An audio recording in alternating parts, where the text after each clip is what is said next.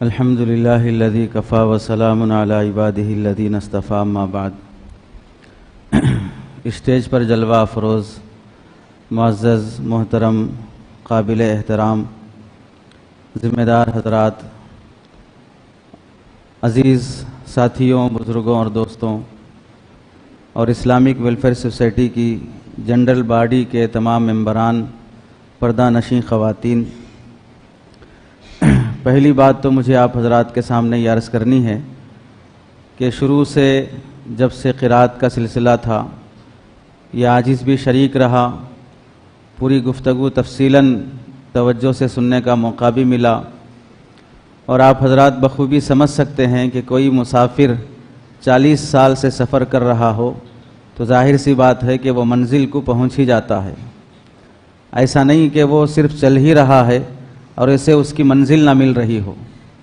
اور کتنے کام مختلف جہات کی، تعلیمی ادارہ بھی ہے بلکہ ادارے ہیں، خدمت خلق بھی ہے، دعوت دین بھی ہے، اصلاح معاشرہ بھی ہے، جتنی جہتوں کو گھیرا جا سکتا ہے اس کی یہ سوسائٹی کوشش کر رہی ہے، اور ظاہر سی بات ہے کہ افراد کی کوششوں کے بغیر ایک فرد تنہا کوئی کام کرے اور اس کے ساتھ کئی افراد مل کے کام کریں تو دونوں میں بہت بڑا فرق ہوتا ہے۔ دوسری بات مجھے یہ عرض کرنی ہے کہ میں آپ حضرات کے سامنے کچھ باتیں اپنے بڑوں کی اور وہ سبق جو ہم نے پڑھا ہے اور جس سے مجھے فائدہ ہوا اور یہ امید لے کر کے سامعین کو بھی فائدہ ہوگا، سنانے کے لیے جو حاضر ہوا ہوں۔ اس سوسائٹی کا میں شکر گزار ہوں کہ جو اس قابل سمجھا گیا کہ 40 سال کے مسافر اور 100 تجربہ رکھنے والے ان مجاہدین اور مخلصین کے سامنے مجھے کچھ باتیں عرض کرنی ہیں۔ میں اگرچہ کہ تنظیمی اور سوسائٹی سے تعلق رکھنے والا فرد نہیں ہوں، مدرسے اور تعلیم سے تعلق رکھنے والا فرد ہوں۔ حضرت حافظ اسحاق صاحب دامت برکاتہم کے حکم پر جب مجھے یہ ہدایت دی گئی اور یہ حکم ملا تو میں خود بھی پریشان تھا کہ سوسائٹیوں سے خطاب کیسے کیا جائے، کیا امور ہیں جو ان کے سامنے پیش کرنا چاہیے۔ کل ظہر کے بعد تک بھی مجھے عنوان یاد نہیں رہا، دوبارہ میں نے فون کر کے پوچھا کہ عنوان کیا ہے، کس پر بولنا ہے۔ اس کے بعد میں نے کچھ تیاری کی آپ حضرات کے سامنے، اپنے بڑوں کی تحریرات کی روشنی میں وہ آپ حضرات کے سامنے پیش کی جائیں گی۔ تیسری بات، اسی مقصد کی طرف آتے ہوئے علامہ اقبال رحمۃ اللہ علیہ اپنے دور کے بہت بڑے مفکر اور شاعر گزرے ہیں۔ ان کا بہت مشہور شعر ہے، عمل پہلے فنا ہوتی ہے، قوت فکر و عمل پہلے فنا ہوتی ہے، پھر کسی قوم کی شوکت پہ زوال آتا ہے۔ جب آدمی کی فکر ہی ختم ہو جاتی ہے تو پھر اسے ہاتھ پیر کچھ کام نہیں کرتے ہیں، دماغ ہی فیل ہو جائے تو پھر اس کا جسم چاہے کتنا بھی اونچا تگڑا ہو اسے دیوانہ ہی کہا جائے گا، اس سے کوئی مشورہ نہیں لیا جاتا ہے۔ تنظیموں اور سوسائٹیوں سے متعلق 3 طرح کی گفتگو مجھے آپ حضرات کے سامنے عرض کرنی ہے۔ پہلی جو بات ہے تنظیموں کی اہمیت، تنظیموں کا حال۔ دوسری بات مجھے عرض کرنی ہے تنظیموں کے لیے چند ضروری ہدایات، یعنی تنظیم میں کام کرنے والے افراد کے لیے چند ضروری ہدایات۔ اور جو تیسری بات مجھے عرض کرنی ہے آج کل کی تنظیموں کا سب سے بڑا مدعا، جس سے خود وہ احباب جو بنیاد کا پتھر رکھتے ہوئے اس چمن کا بیج بوتے ہوئے وہ گرمی اور سردی اور دھوپ اور پریشانی سب برداشت کر کے اس ایک درخت کو ایک چمن اور گلستان بنایا، اب جو ان کے ساتھ جس رویے سے ہمیں پیش آنا چاہیے، بانیان کے مقاصد کو جتنا پیش نظر رکھنا چاہیے، اس میں کیا بنیادی باتیں ہیں جس سے تنظیم میں اختلافات پیدا ہو جاتے ہیں۔ یہ 3 باتیں مجھے عرض کرنی ہے۔ چوتھی بات ضمناً ہے، بار بار یہ بات درمیان میں آئی تھی کہ کچھ مفید مشورے دیے جائیں، تو اپنی چھوٹی اور صغر سنی کے ساتھ جو کچھ بھی خیالات ذہن میں آئے 2-4 چیزیں میں نے لکھ کر رکھی ہیں۔ پہلی بات ہے کہ تنظیم، یہ بات یاد رکھیں، جہاں مسلمانوں کو اسلامی حکومت کے ساتھ اسلامی احکام کے نفاذ کی قوت حاصل نہ ہو تو ویسی جگہ پر ہمارے لیے اسلامی قوت اور اسلامی احکام کے نفاذ کے لیے سب سے بڑا سہارا ہوتا ہے تنظیم اور سوسائٹی۔ آپ ایک حکومت قائم نہیں کر سکتے، اور حکومتوں کے دباؤ میں جو کام ہو سکتا ہے وہ کام حکومت کے بغیر نہیں ہو سکتا۔ تو اس کا مطلب یہ نہیں ہے کہ اب ہم کچھ نہیں کر سکتے اس واسطے خاموش بیٹھ جائیں، بلکہ ہماری دوسری ذمہ داری آتی ہے کہ آپ ایک اجتماعیت کے ساتھ وہ سیاسی قوت کے ساتھ جو نفاذ نہیں کر سکتے تھے، آپ اس سوسائٹی اور تنظیم کے تحت جتنا نفاذ لا سکتے ہیں وہ کرنے کی کوشش کریں۔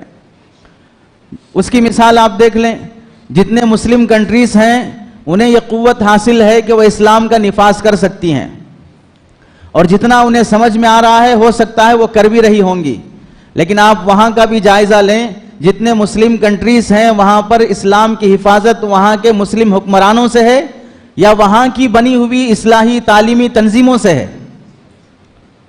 ظاہر سی بات ہے وہاں کے حکمرانوں سے اگر ہوتی تو پھر آپ یہ سوال نہ کرتے کہ محمد بن سلمان کیوں فلم تھیٹر کھول رہے ہیں، کیوں وہ فلاں سٹی بنا رہے ہیں، کیوں وہ شراب خانے کھول رہے ہیں، کیوں وہ فلاں کر رہے ہیں، یہ سوال آپ کو نہ ہوتا۔ وہاں بھی کام کرنے والی تنظیمیں، علماء اہل دل اور فکر مند درد مند جو دل ہے وہی لوگ زندہ ہیں جو مسلم کنٹریز میں بھی یہ خدمت انجام دے رہے ہیں۔ اور آپ نے درمیان میں سنا کہ یہاں اس سوسائٹی کے افراد کی یہ محنتیں کہ کویت کے بعض مساجد میں تیلگو میں بیان ہوتا ہے ان افراد کے لیے جو یہاں سے جا کر وہاں خدمت کر رہے ہیں۔ تو تنظیم کے لیے یہ بنیادی چیز ہوتی ہے کہ فرد جب کوئی کام نہیں کر سکتا ہے تو ایک اجتماعیت ضروری ہے اس کام کو کرنے کے لیے۔ دوسری بات، تنظیم بنتی کیسے ہے؟ تنظیم بننے کا طریقہ بنیادی طور پر یہ ہوتا ہے، ایک ایک فرد چنا جاتا ہے، جس طرح ایک دیوار کھڑی کرنے کے لیے ایک ایک اینٹ چنی جاتی ہے، یہ تمام اینٹوں کا مجموعہ ہی ایک دیوار کہلاتا ہے، اور پھر اس دیوار سے جو کام لیا جاتا ہے اس کو کہا جاتا ہے تنظیم۔ یہ بکھری ہوئی اینٹوں کو جوڑ کر جو ایک محل بنایا جاتا ہے تو اس میں پہلا بنیادی کام ہے بکھری ہوئی اینٹوں کو جوڑنا، وہ صلاحیتیں جو مختلف افراد میں بکھری ہوئی ہیں ان صلاحیتوں کو ایک جگہ جمع کرنا۔ جیسے آپ ابھی سن رہے ہیں کسی کے اندر خدمت خلق کی صلاحیت ہے اسے وہ شعبہ سونپا گیا، کسی میں تعلیم و تربیت کی صلاحیت ہے اسے وہ شعبہ سونپا گیا، کسی میں دعوت دین کی صلاحیت ہے اسے وہ شعبہ سونپا گیا۔ الناس معادن کمعادن الذهب والفضہ، اللہ کے نبی نے فرمایا انسان کے اندر اللہ نے سونے چاندی کے خزانے جس طرح زمینوں میں دفن کر کے رکھے ہیں ویسی صلاحیتیں انسانوں میں اللہ نے دفن کر کے رکھی ہیں، بس اسے تھوڑا سا کھودنے کی ضرورت ہے، وہ صلاحیتیں اس میں سے ابھر کر آئیں گی۔ تو تنظیم میں مختلف صلاحیت والے افراد کو جمع کیا جاتا ہے، اور تنہا ایک صلاحیت والے سے جو کام ہوتا ہے صلاحیتوں والوں سے اس سے کئی گنا کام ہوتا ہے۔ تنظیم کی ضرورت کیوں پڑتی ہے؟ تنظیم کی ضرورت اس واسطے بھی پڑتی ہے کہ ایک مسلمان کو صرف یہ ذمہ داری اس پر عائد نہیں ہوتی ہے کہ وہ تنہا ایک کامل مسلمان بن کر دکھائے، یہ صرف ہمارے اوپر یہی ذمہ داری نہیں ہے کہ میں اپنی جگہ پر کامل مسلمان بن جاؤں، بلکہ مجھ پر یہ بھی ذمہ داری عائد ہوتی ہے کہ میں کامل مسلمان بنانے کی کوشش بھی کروں، اور یہ کوشش دو طرح کی ہوتی ہے، امر بالمعروف کے ذریعے سے، نہی عن المنکر کے ذریعے سے۔ امر بالمعروف کے ذریعے سے ہونے والی کوشش بھی تنہا کامیاب نہیں ہو سکتی، نہی عن المنکر کے ذریعے سے ہونے والی کوشش تو تنہا کسی صورت میں کامیاب نہیں ہو سکتی۔ آپ کسی کو شراب پیتا ہوا دیکھیں، تنہا آپ جا کر اسے روک نہیں سکتے، بیانڈ باجا کسی شادی میں ہوتا ہوا دیکھیں، تنہا آپ جا کر روک نہیں سکتے، پوجا کرتا ہوا کسی کو آپ دیکھیں، تنہا آپ جا کر روک نہیں سکتے۔ اس نہی عن المنکر کے لیے ایک اجتماعیت ضروری ہے، اس کے بغیر یہ کام قابو میں نہیں آ سکتا۔ اور امر بالمعروف تو آسان ہے نہی عن المنکر کے مقابلے میں، چنانچہ اسی زعم اور خیال کی وجہ سے وہ طبقہ جو امر بالمعروف میں لگا ہوا ہے وہ نہی عن المنکر کو غیر ضروری سمجھ رہا ہے، حالانکہ وہ اپنی جگہ مستقل ضروری ہے، اس کا حکم مستقل دیا گیا ہے۔ تو تنہا آدمی جو کام نہیں کر سکتا وہ اجتماعیت کے ساتھ کر سکتا ہے، اس واسطے ضرورت ہوتی ہے ایک ادارے کی، ایک سوسائٹی کی، ایک تنظیم کی، تب جا کر ایک ادارہ اور ایک تنظیم وجود میں آتا ہے۔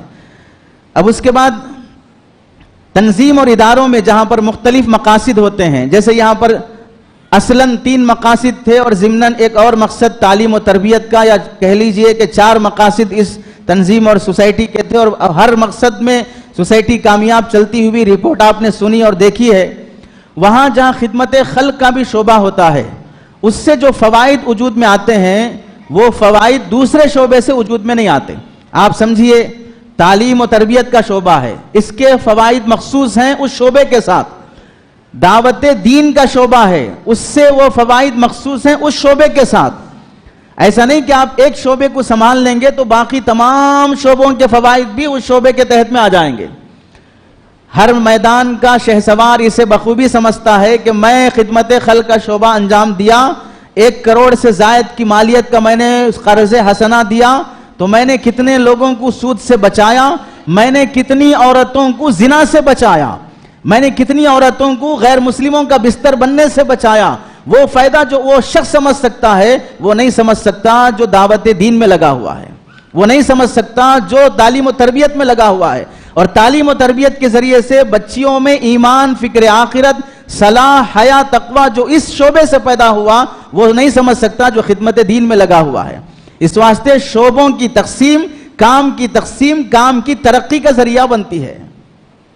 کام کی تقسیم کام کی ترقی کا ذریعہ ہے، کام کی تقسیم کام کے تعارف کا ذریعہ ہے، کام کی تقسیم کام کے تنافر کا ذریعہ نہیں ہے کہ ایک شعبہ دوسرے شعبے پر فوقیت حاصل کرنا چاہے، ایک شعبہ دوسرے شعبے کی تحقیر کرنا چاہے۔ اس واسطے کام کی تقسیم نہیں کی جاتی ہے۔ میاں بیوی میں کام کی تقسیم ہے، یہ گھر میں پکائے گی، آپ باہر سے کما کے لائیں گے، ایک دوسرے پر احسان جتائیں گے تو پھر گھر کبھی نہیں بسے گا۔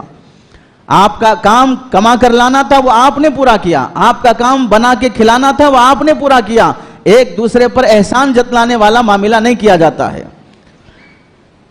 تنظیم میں جب رفاہی خدمات ہوتی ہیں تو اس سے غیر مسلموں میں نفرت ختم ہوتی ہے، اس سے مسلمانوں کی غربت دور ہوتی ہے، اس سے مسلمان سودی قرض سے بچتا ہے، اور اس کے ساتھ مستحق تک پہنچنے کی جو کوشش ہونی چاہیے، جیسے نماز پڑھنا آپ پر فرض ہے، وقت معلوم کرنا، جگہ پاک اور ناپاک دیکھنا، کپڑا پاک ناپاک دیکھنا، قبلہ روح معلوم کرنا خود مصلی پر فرض ہے، ایسے ہی آپ اپنا زکوٰۃ کا مال، صدقات واجبہ مستحق تک پہنچانے کے لیے مستحق کو تلاش کرنا خود آپ کی ذمہ داری ہے، لیکن ہر شخص وہ ذمہ داری نبھا نہیں سکتا۔ ایک تنظیم کے علم میں رپورٹ ہوتی ہے کہ کس محلے میں کون بیوہ خاتون ہے، کون یتیم ہے، کس تک پہنچ کر ہمیں اس کا حق واجب ادا کرنا ہے۔ جتنا علم ایک تنظیم کو ہوتا ہے ایک فرد کو اتنا علم نہیں ہوتا ہے۔ اور پھر دینے کے بعد احسان جتلا کر اپنی نیکی کو برباد کر دینے کی جو صفات اور برائیاں ایک انسان میں پیدا ہو جاتی ہیں، وہ برائیاں عموماً ایک تنظیم میں پیدا نہیں ہوتی ہیں کہ تنظیم بھی سمجھتی ہے کہ میں اپنا مال نہیں دے رہی ہوں، بس میں وایا ہوں دوسروں کے لیے، میں ذریعہ ہوں دوسروں کے لیے۔ وہ امراض بھی پیدا ہونے سے وہ تنظیم محفوظ ہوتی ہے۔ تو صرف مالی لحاظ سے بھی اگر دیکھا جائے یہ فوائد ہوتے ہیں۔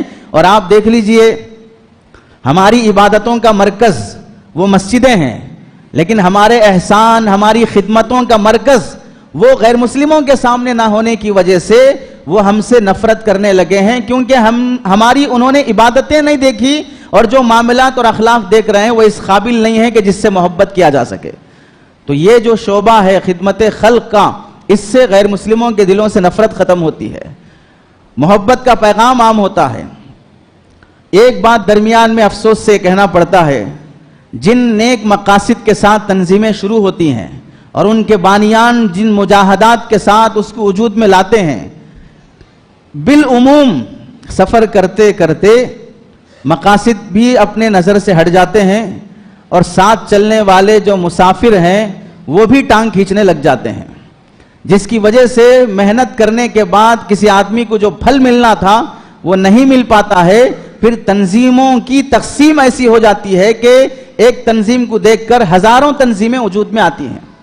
آپ اسے ایک مثال سے سمجھ لیں، میں ملکی پیمانے پر اسے مثال میں رکھ رہا ہوں، آپ ریاستی پیمانوں پر، ضلعی پیمانوں پر بخوبی اندازہ لگا سکتے ہیں۔ ملکی پیمانے پر ہندوستان کی رپورٹ یہ ہے، آزادی سے لے کر اب تک بڑی بڑی ملکی طور پر، ملکی لحاظ سے جو تنظیمیں شروع کی گئی ہیں وہ 21 تنظیمیں ہیں جو پورے ملک میں چلتی ہیں، 21 تنظیمیں۔ اب پھر آپ ریاست کا اندازہ کر لیں، ضلع کا اندازہ کر لیں، پھر شہر کا اندازہ کر لیں، کتنی تنظیمیں بنی ہوں گی۔ ان تنظیموں کا آپ سرسری طور پر نام دیکھیں جو اسلام کے نام پر ہیں یا اسلامی ہیں، ایک ہے all India Sunni conference, all India Majlis Sadaye Haq, all India Muslim خواتین personal law board, all India Muslim Majlis Mushawarat, all India Muslim personal law board, students Islamic organisation of India, Imarat Shariah, انجمن ترقی اردو، انجمن حمایت اسلام، تبلیغی جماعت، تحریک ندوۃ العلماء، تمل ناڈو توحید جماعت، جماعت اسلامیہ ہند، جمعیت علماء ہند، حقانی انجمن، دیندار انجمن، رضا اکیڈمی، مجلس احرار، مرکز المعارف، مسلم انڈیپینڈنٹ پارٹی، مسلم راشٹریہ منچ اور جماعت اہل حدیث. یہ کل 12 سوسائٹی کہو، تنظیم کہو، تحریک کہو، ادارے کہو، ہر تنظیم کو دوسرے تنظیم سے کچھ ایسے مختلف مقاصد ہیں جسے اسے الگ ہونا پڑا ہے. اور اتنے عالم ملکی طور پر ہونے کے بعد درمیان میں ایک بات یہ بھی لحاظ رکھ لیں، ان میں سے کتنی تنظیمیں ہیں جو زندہ ہیں اور کتنی تنظیمیں ہیں جو زندگی کی بھیک مانگ رہی ہیں. آپ اسے اندازہ کر لیجئے. اور تنظیم کا تنظیم سے مختلف ہونا، کئی تنظیموں کا ہونا، جہاں تقسیم کار کو بتاتا ہے وہیں پر اس بات کی بھی دلیل ہے کہ آپ اپنی تنظیم میں ناکام ہیں، تبھی دوسری تنظیم آپ قائم کر رہے ہیں.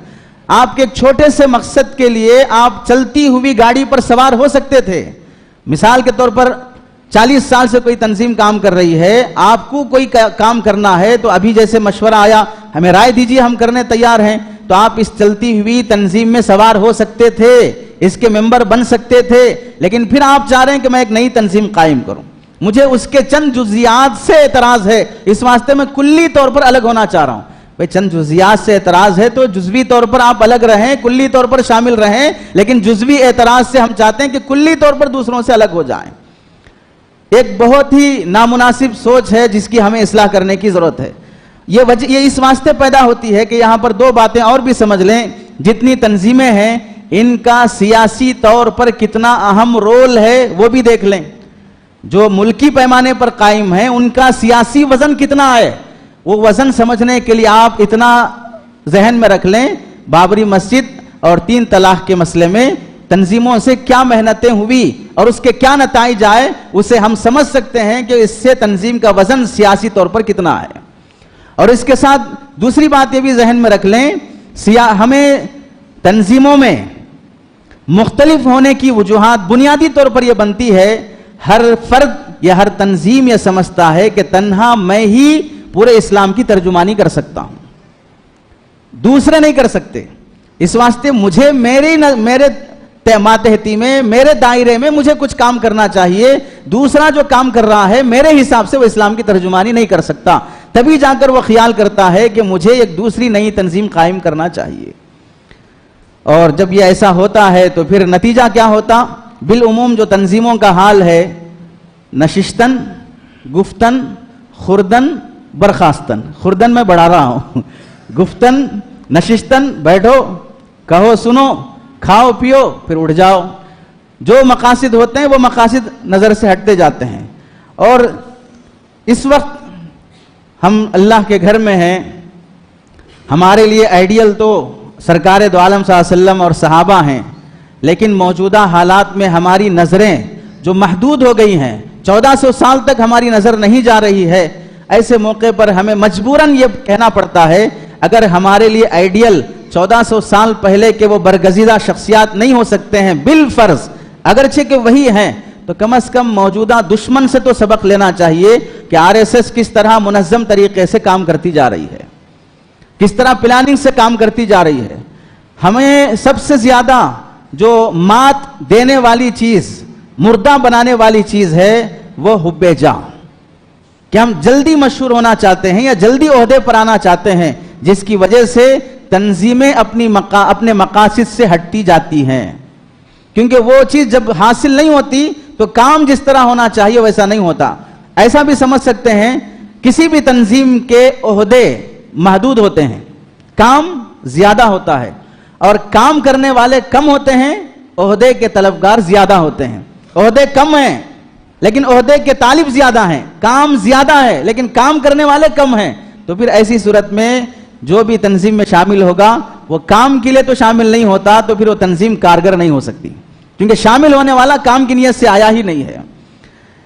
تو بنیادی بات یہ اب یہاں سے سمجھ میں آتی ہے کہ تنظیموں کے تربیت کا بہت بڑا اہم مرحلہ آتا ہے کہ جب کوئی بھی تنظیم قائم ہو تو پھر اس تنظیم کے افراد کی بھی تربیت ضروری ہوتی ہے. اور تربیت دو طرح کی ہوتی ہے، ایک انتظامی تربیت اور ایک اخلاقی تربیت. انتظامی تربیت، جو شعبہ آپ کو دیا جا رہا ہے اس شعبے کے انتظام کو سمجھنے کے لیے تنظیم کی طرف سے کچھ اصول ایسے بنائے جائیں کہ ان اصولوں کے دائرے میں رہ کر وہ کام کرے اور چند سالوں تک اس شخص کو ماتحت بنا کر لے جایا جائے تاکہ وہ شخص تنظیم کے اصول اور مقاصد کو سمجھ سکے. ایسا نہیں کہ صرف وہ کچھ حکمت بھری باتیں بول لیا اور انفرادی طور پر کچھ اپنے علاقے کے لحاظ سے کام کر کے دکھا دیا تو پورا شعبہ اسے حوالے کر دیا گیا. ظاہر سی بات ہے وہ اپنے لحاظ سے کیا ہے، تنظیم کے اصول کچھ اور ہیں، اس کا نہج کچھ اور ہے، آپ فوراً اس سے متاثر ہو کر حوالے کر دیں گے، وہ تابع ہونے کے بجائے آپ کو تابع بنا لے گا. تو انتظامی لحاظ سے بھی تربیت کے بغیر شعبہ کسی کے حوالے نہیں کیا جا سکتا. دوسرا مرحلہ آتا ہے اخلاقی لحاظ سے تربیت. اخلاقی لحاظ سے تربیت یہ بہت زیادہ ضروری ہے شعبے کے افراد کی خاطر. اسے ہم بقول حضرت مولانا نور عالم خلیل امینی صاحب رحمت اللہ علیہ کے آپ فرماتے ہیں جو تنظیم خود صالح نہیں ہو سکتی وہ تنظیم کبھی مصلح بھی نہیں ہو سکتی. جو فرد خود اپنی جگہ پر نیک نہیں ہے وہ فرد دوسرے کو نیک بنا نہیں سکتا ہے. تو تنظیم کا صلاح مقدم ہے اس کے افراد، اس کے کاموں اور امور کی صلاح کے مقابلے میں. آپ اچھا کام کرنے سے پہلے خود اچھے بنیں، یہ زیادہ ضروری ہے، تب جا کر آپ کے اس اچھے کام میں اثر پیدا ہوگا. اور پھر یہ بھی دیکھیں صلاح اور اخلاقی تربیت اس واسطے بھی بہت ضروری ہے کہ انسان کے اندر اللہ نے دو صفات رکھے ہیں. ایک صفت سمجھنے کے لیے لازمی طور پر میں بول دیتا ہوں، ایک صفت ہے جسے صفت لازم کہا جاتا ہے اور دوسری صفت ہے جسے صفت کسبی کہا جاتا ہے. صفت لازم کا مطلب یہ ہوگا کہ وہ خوبی آپ اپنے اندر پیدا کرنے کے لیے محنت کرنے کی ضرورت نہیں ہے، فطری طور پر اللہ نے آپ کے اندر ودیعت کر کے رکھی ہے.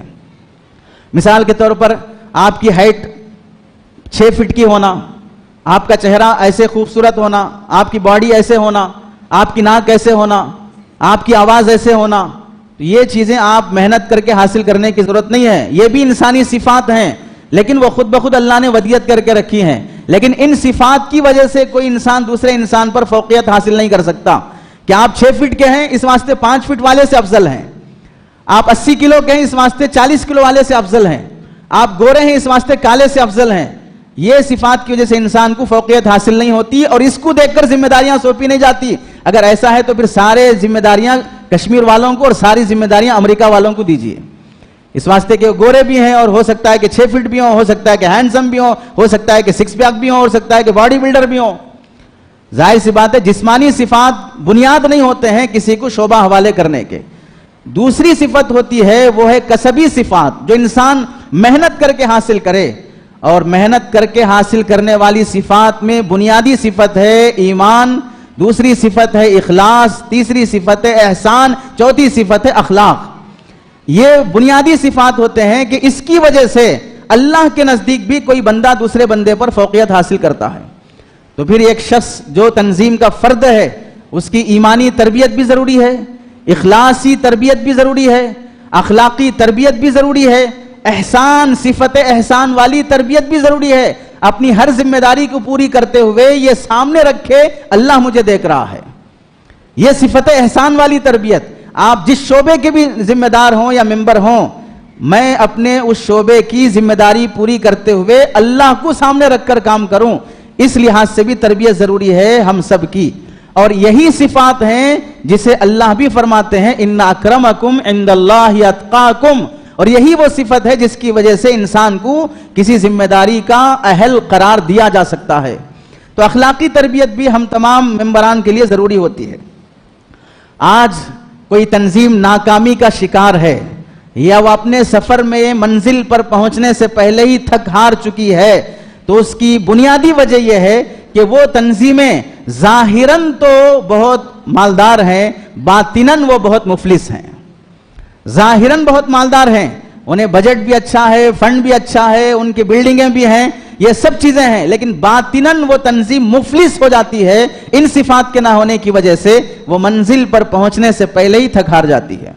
اس واسطے چند دن کام کرتے ہیں پھر چھوڑ جاتے ہیں، چند دن کام کرتے ہیں پھر الگ ہو جاتے ہیں، چند دن کام کرتے ہیں پھر تنظیم سمجھ میں نہیں آتی ہے، نیا کام سمجھ میں آتا ہے۔ یہ سب اس واسطے ہے کہ اب پہلے آپ کے نظریے کی اصلاح نہیں ہوئی ہے۔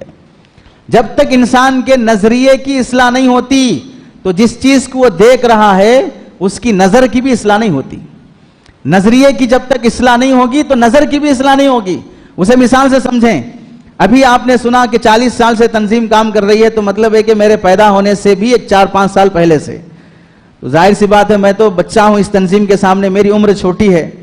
لیکن جو بانیان ہیں شروع میں کیسی محنتیں کیے ہوں گے، کیسے پریشانیاں جھیلے ہوں گے، اب اگر تنظیم کے پرانے احباب کسی راحت سے جی رہے ہوں تو نئے آنے والے افراد ان کی راحتوں کو دیکھیں، ان کی قربانیاں نہ دیکھیں، تو ظاہر سی بات ہے کہ وہ شخص کبھی تنظیم میں رک نہیں سکتا ہے۔ وہ ان کے فتوحات دیکھ رہا ہے، ان کے مجاہدات نہیں دیکھ رہا ہے، ان کی جوانیاں نہیں دیکھا ہے، ان کا بڑھاپا دیکھ رہا ہے، تو ظاہر سی بات ہے وہ شخص باطنی صفات سے خالی ہے، تبھی وہ اندر سے مفلس ہے۔ جہاں ایک فرد کو سمجھنا آپ کو سمجھ میں آیا، وہیں یہی مثال آپ ایک تنظیم پر جوڑ لیجئے کہ تنظیم بھی کبھی مفلس ہو جاتی ہے اپنی باطنی صفات کے نہ ہونے کی وجہ سے۔ حضرت مولانا نور عالم خلیل امینی صاحب رحمۃ اللہ علیہ لکھتے ہیں، تنظیم میں سب سے پہلی خرابی جو پائی جاتی ہے وہ خرابی ہے تعصب والی خرابی، کہ ایک تنظیم دوسری تنظیم سے عصبیت والی حرکتیں شروع کر دے اور وہ یہ سمجھنے لگے کہ ہمارے ہوتے ہوئے اس تنظیم کی کیا ضرورت ہے، ہم جب کر رہے ہیں تو اس کی کیا ضرورت ہے۔ تو دوسری تنظیم یا کسی سوسائٹی یا کسی ادارے کو برداشت نہ کرنا، چاہے پہلے سے چل رہی ہو چاہے وہ کرنا چاہ رہے ہوں، یہ برداشت نہ کرنے والی خرابی تقریباً جہاں افراد میں آ چکی ہے وہیں اداروں اور سوسائٹیوں میں بھی آ چکی ہے۔ اور یہ بالکل ایسی بات ہے، سمجھ لیجئے کہ حضرت محی السنہ رحمت اللہ علیہ فرمایا کرتے تھے، اگر کسی جنازے کو اٹھانے کے لیے 2 ہی فرد ہیں، 4 کی ضرورت ہے، آپ 2 ہی بندے اٹھا کے لے چل رہے ہیں اور راستے میں ایک اور مل گیا، 3 ہو گئے، تھوڑی دور چلے ایک اور مل گیا، 4 ہو گئے، مجھے بتائیے پہلے 2 جو جنازے کو لے کر چل رہے تھے، ان 2 کے ملنے سے خوش ہوں گے یا ناراض ہوں گے؟ خوش ہوں گے، ناراض نہیں ہوں گے۔ بالکل اسی طرح اس وقت دین کے تمام شعبوں کا معاملہ ایک جنازے کی طرح ہو چکا ہے۔ لے کے چلنے والے احباب اور افراد بہت کم ہیں، لے کے چلنے والے افراد کی ضرورت ہے۔ اب کوئی وہ لے کے چلنے کے لیے سہارا بن رہا ہے تو بھئی تمہیں آنے کی کیا ضرورت تھی، میں خود اٹھا کے لے کے چل رہا تھا جنازہ۔ جیسے یہاں پر ایک ناسمجھی والی بات ہے، ویسے ہی کسی ادارے، کسی فرد، کسی تنظیم، بقول حضرت حکیم الامت رحمت اللہ علیہ کے مخلص ہونے کی علامت یہ ہے کہ آپ جہاں کام کر رہے ہیں وہیں پر اسی طرح کا کام کرنے کے لیے کوئی دوسرا فرد آپ سے بہتر پیدا ہو جائے تو آپ کے مخلص ہونے کی دلیل یہ ہے کہ آپ اپنا کام اس کے حوالے کر دیں اور کہیں کہ بھئی میں اب تک کر رہا تھا، نااہل تھا، آپ سنبھال لیجئے، آپ کر لیجئے، چاہے وہ لے یا نہ لے، لیکن آپ دیں یا نہ دیں، جذبہ تو یہ ہونا چاہیے کہ مجھ سے بہتر فرد آ گیا ہے، مجھ سے بہتر شخص آ گیا ہے۔ یہ ہماری ذمہ داری بنتی ہے۔ سامنے والے کی ذمہ داری کیا ہے کہ وہ کیوں آیا کیوں نہیں آیا وہ اور بات ہے، میرے مخلص ہونے کی علامت یہ ہے میں اس کے لیے ہمیشہ سے تیار رہوں۔ حضرت تھانوی رحمت اللہ علیہ جہاں ادارہ قائم فرمایا تھانہ بھون میں، 14 سال کانپور میں کام کرنے کے بعد جب یہاں تشریف لائے تو تھانہ بھون میں ہی بعض لوگوں نے ایسا فتنہ مچایا کہ یہ اب آ کر نیا مدرسہ شروع کر رہا ہے، پلاننگ ہونے لگی کہ ان کو مدرسے سے نکالا جائے، امامت سے نکالا جائے، مشورہ ہو رہا تھا۔ حضرت تھانوی رحمت اللہ علیہ کے اشرف السوانح میں لکھا ہے کہ حضرت کے علم جب آیا، مدرسے کی اور مسجد کی ذمہ داریوں کا پیپر جو بھی تھا چابیاں لے کر پہنچ گئے مشورے میں، اور ان کے کہنے سے پہلے ہی کہا کہ بھئی میرے سے تو یہ ذمہ داری سنبھالی نہیں جاتی، آپ یہ مدرسہ بھی رکھیے، چابیاں بھی رکھیے۔ ظاہر سی بات ہے جب مقدر میرا ستارہ ہے تو کوئی آدمی آسمان کی اڑان نہیں اڑ سکتا ہے۔ جب اللہ نے آپ میں وہ اہلیت رکھ دی ہے، چاہے بولنے والا کتنا بھی بولے لیکن وہ کام کر کے نہیں دکھا سکتا ہے۔ ہمارے جذبے وہ ہونے چاہیے۔ دوسری خرابی جو تنظیموں میں درائد ہوتی ہے، اندر پائی جاتی ہے، وہ ہے حسد اور کینہ والی بیماری۔ جہاں ایک فرد میں ہوتی ہے وہیں پر یہ مرض ایک افراد میں بھی اور سوسائٹی اور کمیٹی میں بھی ہو سکتا ہے. اسے سمجھیں, 4 تنظیمیں اگر کام کر رہی ہیں, چاروں کے مقاصد الگ ہیں, چاروں کا نہج الگ ہے, چاروں اصول شرع پر باقی ہیں, اور چاروں کا مقصد اعلاء کلمت اللہ ہے, چاروں اخلاص اور وفاداری میں کسی حد تک کامل ہیں, تو پھر ان چاروں سوسائٹیوں کا آپس میں ایک دوسرے سے مٹ بھیڑ ہو جانا کس بات کی دلیل ہے کہ آپ سب تو ایک کشتی کے مسافر ہیں, پھر آپ چھیڑ کیوں کرنا چاہ رہے ہیں؟ پھر کیوں آپ اپنے آپ کو ڈبونا چاہ رہے ہیں؟ ظالم کی نظر میں, دشمن کی نظر میں آپسی خانہ جنگیاں اور انتشار یہ آپ کو ڈبو دے گا, کمزور بنا دے گا دشمن کی نظر میں. اس واسطے جب ہم چلنے والے مسافر زیادہ ہوں, کام بڑھ جاتا ہے, راستہ بھی بڑا بنانا پڑتا ہے, سڑک بھی چوڑی کرنی پڑتی ہے, سوسائٹی اور تنظیموں کو وسیع کرنا پڑتا ہے. تنظیموں کی ناکامی کی وجہ حضرت مولانا خلیل احمد نور امینی خلیل احمد صاحب رحمۃ اللہ علیہ لکھتے ہیں کہ اخلاص نہ ہونا ہی بنیادی وجہ ہے کسی بھی تنظیم کے ناکام ہونے کی. اسے ہم مثال سے سمجھیں. کام کے لحاظ سے کام کی شروعات تو انبیاء سے ہوئی, انبیاء کے بعد صحابہ سے ہوئی. صحابہ میں مختلف صلاحیتوں والے صحابہ تھے. حضرت صدیق اکبر میں جو صلاحیتیں تھیں وہ الگ تھیں حضرت عمر رضی اللہ تعالیٰ عنہ سے. حضرت عمر رضی اللہ تعالیٰ عنہ میں جو صلاحیتیں تھیں وہ الگ تھی حضرت عثمان رضی اللہ تعالیٰ عنہ سے. تو کیا ہم نے کبھی سنا کہ حضرت صدیق اکبر کے کام سے حضرت عمر کبھی ناراض ہو گئے اور دل میں حسد کینہ پیدا کر لیا؟ حضرت عمر کے امور سے حضرت علی رضی اللہ تعالیٰ ناراض ہو گئے اور دل میں کینہ پیدا کر لیا. اور ان کے بعد تابعین تبع تابعین حضرت امام ابو حنیفہ کے ہوتے ہوئے کیا حضرت امام مالک حضرت لیث بن سعد رحمت اللہ علیہ کیا ان سے بیر کرنے لگے؟ کیا امام شافعی اپنے دیگر ائمہ سے ناراض ہونے لگے؟ ان کے بعد محدثین آئے تو کیا امام بخاری نے امام مسلم سے ناراضگی کا اظہار کیا کہ میری کتاب ہوتے ہوئے آپ مسلم شریف کیوں لکھ رہے ہو؟ کیا میری ترمذی ہوتے ہوئے آپ ابو داؤد کیوں لکھ رہے ہو؟ اس کے بعد آپ آ جائیں جنید بغدادی ہوتے ہوئے کیا کسی اور خواجہ معین الدین چشتی نے یا کسی اور ولی نے ناراضگی کا اظہار کیا کہ اصلاح و تربیت کا کام میرے کرتے ہوئے آپ کو شیخ بننے کی کیا ضرورت تھی؟ یہ اسلاف کے جتنے تعلیم کے, تربیت کے, تزکیے کے, دعوت کے جتنے شعبے تھے وہ سب ایک دوسرے کے اتنے معاون بنے ہوئے تھے, ایسا لگتا تھا کہ کوئی آنے والا ان سے مسئلہ پوچھنے آتا تو بول دیتے کہ بھائی مجھے تو نہیں آتا, آپ ان سے پوچھ لیجئے, آپ ان کی طرف رجوع کر جائیے. یہ اخلاص ہمیں ہمارے اسلاف نے سکھایا ہے, یہ تربیت ہمارے اسلاف نے کی ہے. تو تنظیموں میں یہ بات ہونی چاہیے کہ ہم دوسروں کو برداشت کرنے والے بنیں. جہاں ہم کام کر رہے ہیں, جیسے ابھی جتنے ممبر حضرات ہیں جس شہر سے آئے ہیں, ظاہر سی بات ہے وہاں پر پہلے سے کوئی اور فرد ہوگا جو کام کر رہا ہوگا. ہمارا ان سے بہتر تعلق, ہمارا اخلاقی رویہ یہ ہمارے لیے دعوت کا ذریعہ بنے گا کہ وہ ہمارے ساتھ جڑ کر کام کرے, وہ ہمارے ساتھ مل کر کام کرے یا نہ کرے, لیکن اتنا تو ہوگا کہ مخالف تو نہیں بنے گا. اور عقل مندی کی علامت یہ ہے کہ آدمی دوست زیادہ پیدا کرے یا نہ پیدا کرے لیکن دشمن ایک بھی پیدا مت کرو. دوست زیادہ پیدا کرو یا نہ پیدا کرو لیکن دشمن ایک بھی پیدا مت کرو, یہ عقل مندی کی علامت ہوتی ہے. اور اس کے بعد دیکھیں ہماری چند ذمہ داریاں جو تنظیم سے جڑے ہوئے افراد ہیں, چند بنیادی ذمہ داریاں ہیں جو ہمیں سیکھنی چاہیے اور ہمارے اندر وہ پیدا کرنی چاہیے.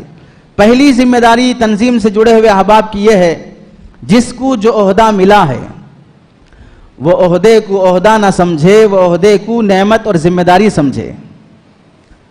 اللہ رب العزت اس قوم کے اندر ایسے افراد رکھے ہیں جو مختلف ذمہ داریوں کو سنبھال سکتے ہیں. یہ قوم بانجھ نہیں ہے, یہ امت بانجھ نہیں ہے, صلاحیتوں والے افراد اس میں موجود ہیں. اور پھر اللہ نے مجھے کسی کام کی ذمہ داری کے لیے چنا ہے تو سمجھ لیجئے یہ اس کا حسن انتخاب ہے, یہ میرا ذاتی کمال نہیں ہے. حضرت تھانوی فرماتے ہیں اللہ تعالیٰ جس طرح اعطائے کمالات پر قدرت رکھتے ہیں ویسے ہی سلب کمالات کی بھی طاقت رکھتے ہیں. کمالات دینے پر جہاں قادر ہیں وہیں پر کمالات چھیننے پر بھی قادر ہیں. اور یہ بھی سمجھ لینا چاہیے میرے ہوتے ہوئے مجھ سے زیادہ صلاحیت رکھنے والے, مجھ سے زیادہ دولت رکھنے والے, مجھ سے زیادہ شہرت رکھنے والے, مجھ سے زیادہ افراد کا خزانہ رکھنے والے موجود ہوتے ہوئے بھی اللہ نے مجھے چنا ہے تو اس کا حسن انتخاب ہے. اور پھر اس حسن انتخاب اور توفیق کی وجہ سے بظاہر ہو سکتا ہے کہ مجھے اس کا ثمرہ نہیں مل رہا ہو لیکن میری اس کارکردگی کی وجہ سے پتہ نہیں اللہ تعالیٰ میری اولاد میں ہدایت، میری نسلوں میں ہدایت، مجھ پر آنے والی بلائیں اور مصیبتوں کو کیسے ٹال رہا ہوگا، مجھے پتہ بھی نہیں ہوگا. اس کا غیبی معاملہ ہے میرے ساتھ. اور یہ سوچ رہے کہ میں تنظیم کی وجہ سے چل رہا ہوں، تنظیم میری وجہ سے نہیں چل رہی ہے. میں سوسائٹی کی وجہ سے چل رہا ہوں، سوسائٹی میری وجہ سے نہیں چل رہی ہے. میں نہیں ہوں تو کوئی اور آ جائے گا. ایسا نہیں ہے کہ یہ امت قیامت، اس تنظیم پر قیامت طاری ہو جائے گی اور پھر وہ چلا گیا تو پھر کوئی دوسرا اس کا بے بدل بے مثال ہے. تو پھر اگر ایسا ہے بھی بالفرض تو پھر یہ بات بھی توجہ سے سن لیجئے کہ اگر ایسا ہے بھی کسی تنظیم میں کہ وہ چلا گیا، وہ تنظیم مر گئی، تو پھر وہ تنظیم پہلے ہی سے مردہ تھی. اس واسطے کہ آپ صف اول میں ہوتے ہوئے دوسری صف کو کیوں تیار نہیں کیا؟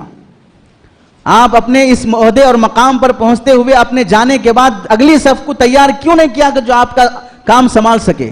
آپ کو یہ فکر ہے کہ ہماری پراپرٹی جو ہم نے محنت سے کمائی، ہمارے بعد وہ ہماری اولاد سنبھالے. تبھی تو پراپرٹیوں کے جھگڑے ہیں. اگر میں مر گیا میری پراپرٹی کوئی بھی لے لے تو کیا ٹینشن ہے پھر؟ تو میری پراپرٹی جیسے سنبھالنے کے لیے ایک اولاد کی فکر ہوتی ہے، ویسے ہی تنظیم سے جڑنے کے بعد ہماری ساری وراثت تنظیم ہے. اس وراثت کی حفاظت کے لیے اگلی صف کو کھڑے کرنا اور تیار کرنا بھی پہلی صف والوں کی ذمہ داری بنتی ہے. دوسری بات، حضرت شیخ سعدی رحمت اللہ علیہ نے فرمایا تھا اسی سے متعلق، منت منہ خدمت سلطان ہمی کنی، منت شناس کہ خدمت بداشتت. احسان نہ جتاؤ کہ خدمت کر رہے ہو شہزادے کی، احسان سمجھو کہ بادشاہ نے تمہیں خدمت کے قابل سمجھا ہے. اللہ کا احسان سمجھو کہ بادشاہ تمہیں خدمت کے قابل سمجھا ہے، تبھی اللہ نے تمہیں خدمت کی توفیق دی ہے. اور اس کے ساتھ یہ بھی دیکھیں، تنظیم کی دوسری ذمہ داری یہ ہوتی ہے، یعنی افراد کی، اپنے تمام ممبران کو اطاعت پر لانا. یہ تنظیم کی بنیادی ذمہ داری ہوتی ہے کہ اب تنظیم سے کوئی اعلان جاری ہو، کوئی ہدایت اور فرمان جاری ہو، سامنے والا اسے قبول کرے اور اس پر آمدہ ہو جائے. یہ اطاعت کے جذبے پر لانا تنظیم کے افراد کی ذمہ داری ہے، اور اطاعت پر آنا بھی تنظیم کے افراد کی ذمہ داری ہے. دونوں طریقے سے ہے. کیسے؟ تنظیم کے صف اول کے افراد کی اطاعت کا جذبہ وہ صف ثانی پر پڑے گا. اتنے بڑے ہوتے ہوئے بھی جب کوئی اصول اجتماعیت سے طے ہو جاتا ہے، یہ سب مانتے ہیں، ہم تو ابھی 2-4 سال سے لگے ہیں، ہم کیسے اختلاف کر سکتے ہیں؟ تو اطاعت پر لانا اور اطاعت کا عملی نمونہ بننا یہ تنظیم کی دوسری ذمہ داری ہوتی ہے. اور اس کے لیے بنیادی بات ہوتی ہے اطاعت پر لانے اور اطاعت پر آنے کے لیے قرآن مجید کی اس آیت کی روشنی میں وَقْصِدْ فِي مَشْئِكَ وَغْضُضْ مِنْ صَوْتِكَ، اس کے تحت میں مفسرین نے لکھا ہے پہلی بات میانہ روی رہے، دوسری بات حکمت والی گفتگو رہے.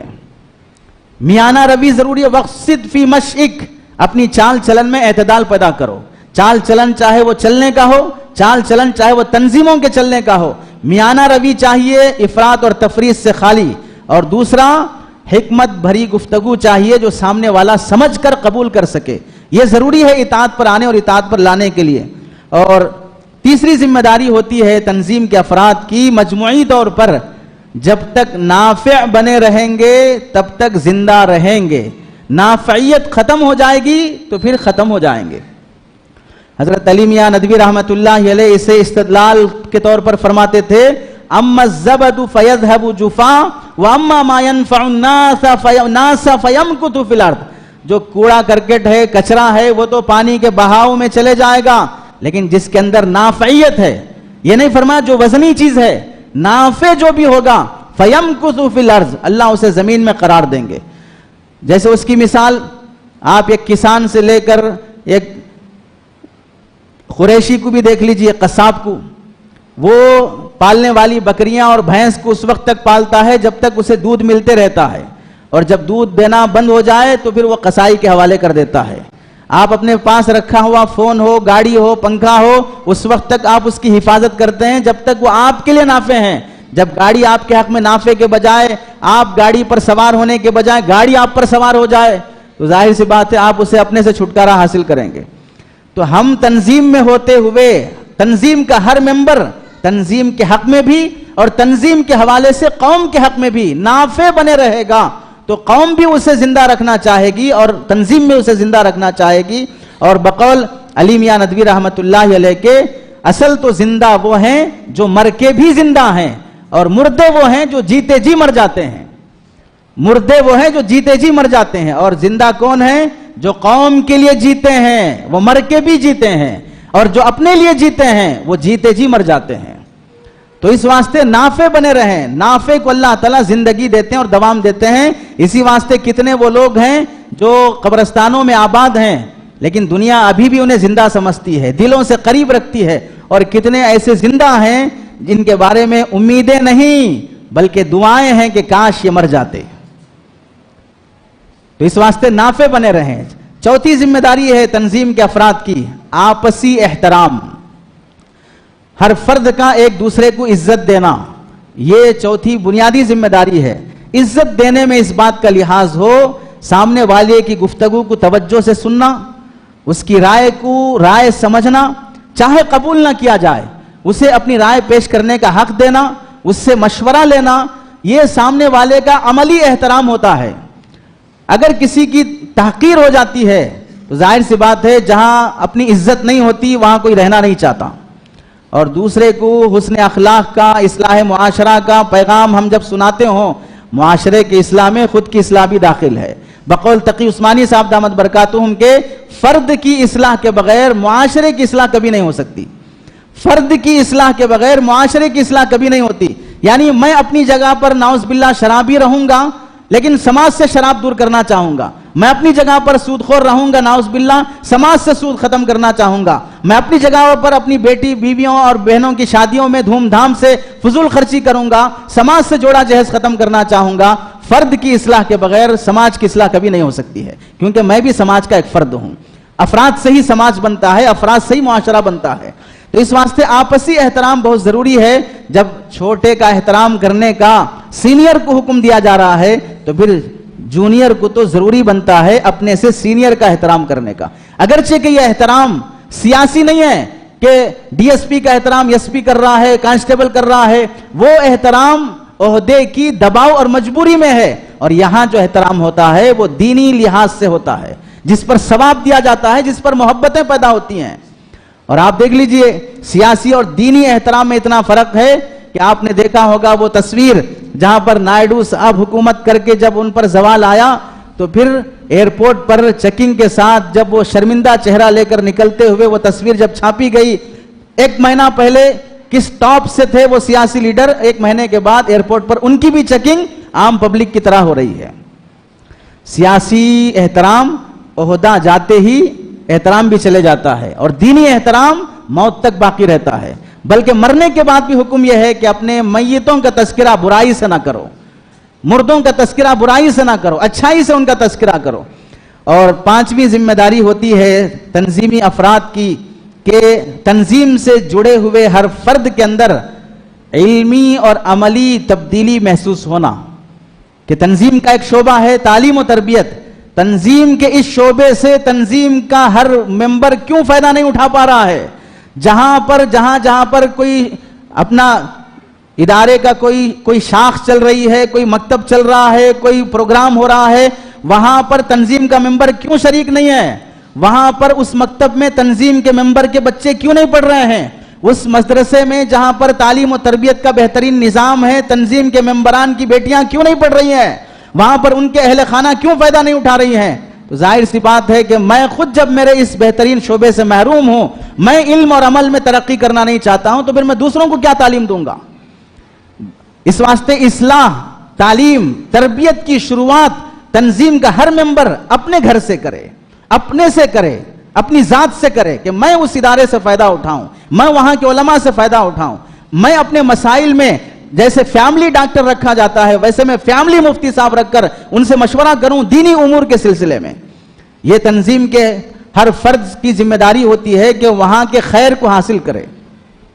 ظاہر سی بات ہے, ایک مثال سمجھانے کے لیے بول رہا ہوں, اگر تنظیم میں خدمت خلق کا شعبہ ہے اس میں قرض حسنہ بھی ہے, قرض حسنہ جہاں تنظیم کا ممبر لینے کے لیے آتا ہے تو پھر وہیں پر ایک دوسرا شعبہ تعلیم و تربیت کا ہے, وہاں سے تربیت لینے کیوں نہیں آ رہا ہے؟ تو یہ تنظیم کے افراد کی ذمہ داری بنتی ہے کہ ان شعبوں کے خیر کو میں پہلے حاصل کروں جو متعدی ہوتے ہیں، دوسروں کے نظر میں دیکھے جاتے ہیں. اور چھٹی ذمہ داری ہوتی ہے تنظیم کے ہر فرد کی فرض منصبی پوری امانت داری اور عزت سے پورا کرنا. اپنا جو فرض ہم پر عائد ہے تنظیم کی طرف سے اسے پوری ذمہ داری سے ادا کرو.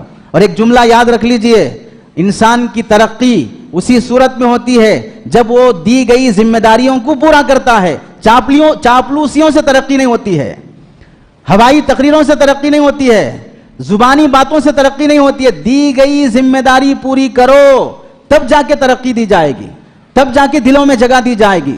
فرض منصبی کو پورا کیے بغیر اسے ایسا سمجھ لیں ترقی کے لیے انسان کو بہت کوششیں کرنا پڑتا ہے، تنزلی کے لیے کوششیں کرنے کی ضرورت نہیں ہے.